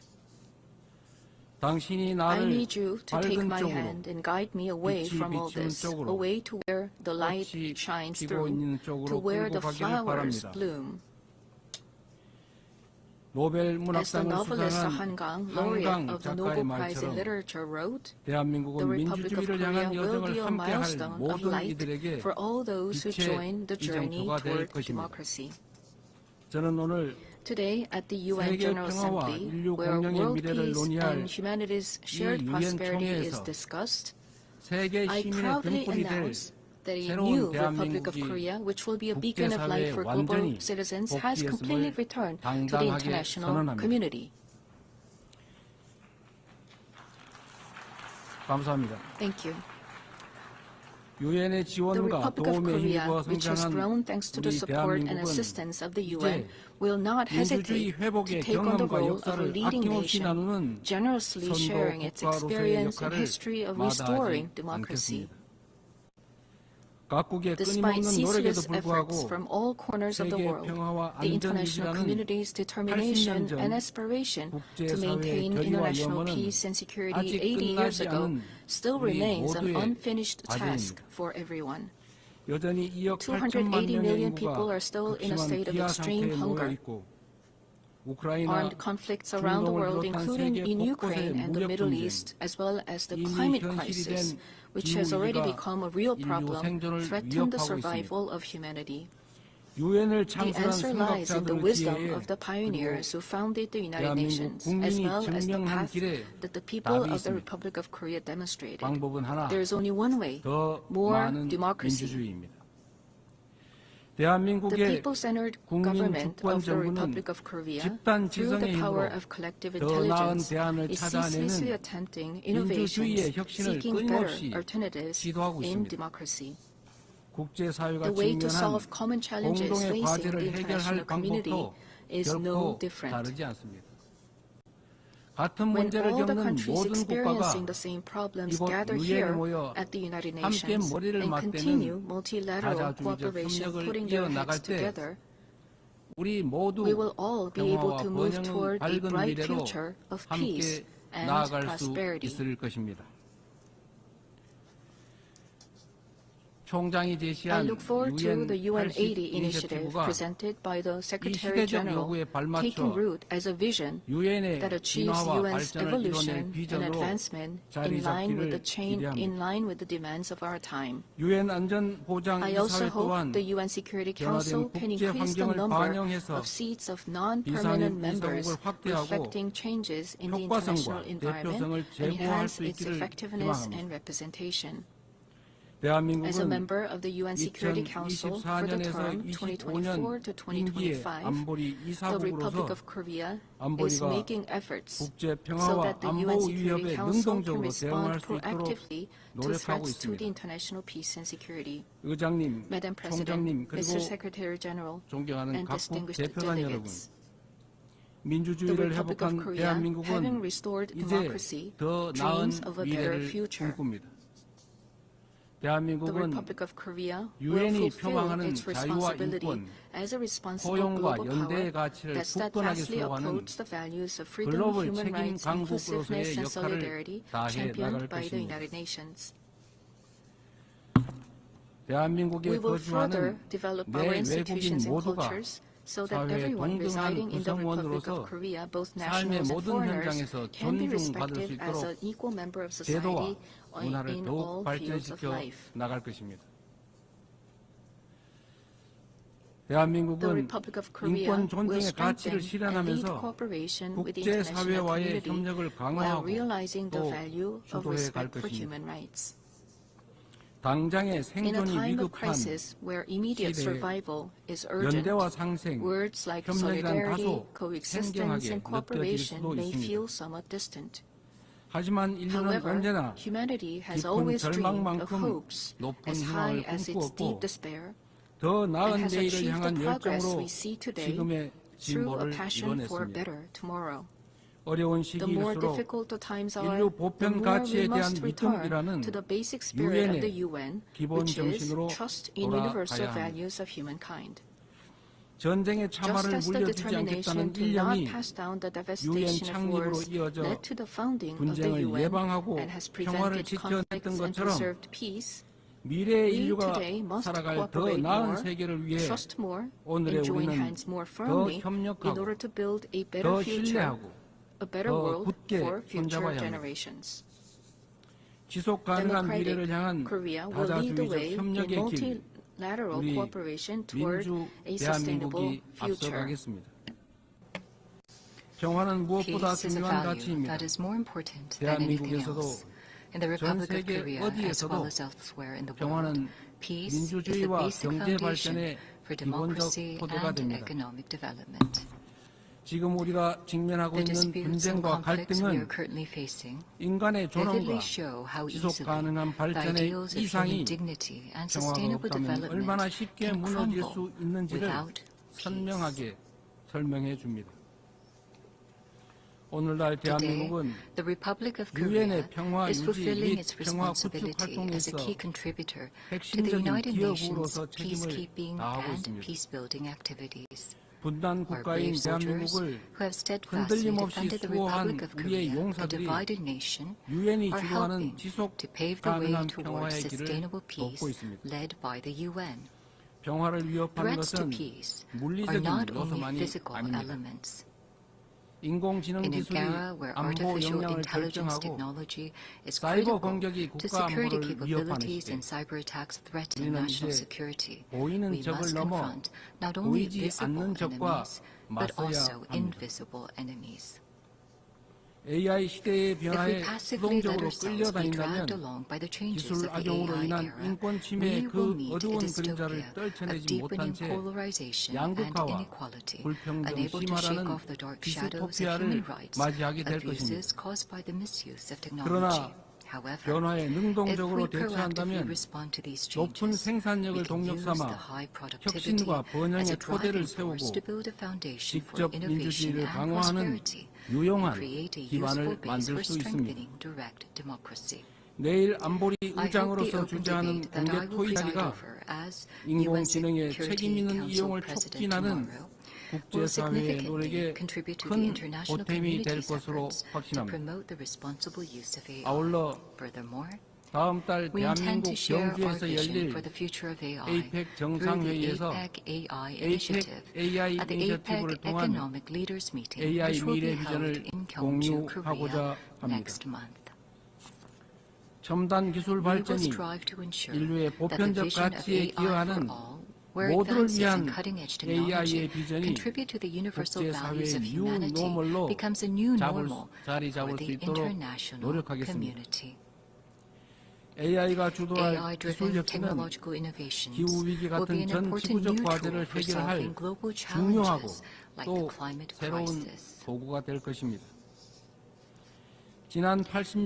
the past 80 years, the United Nations has paved the way for sustainable development and spearheaded efforts to address climate crisis threatening the survival of humanity.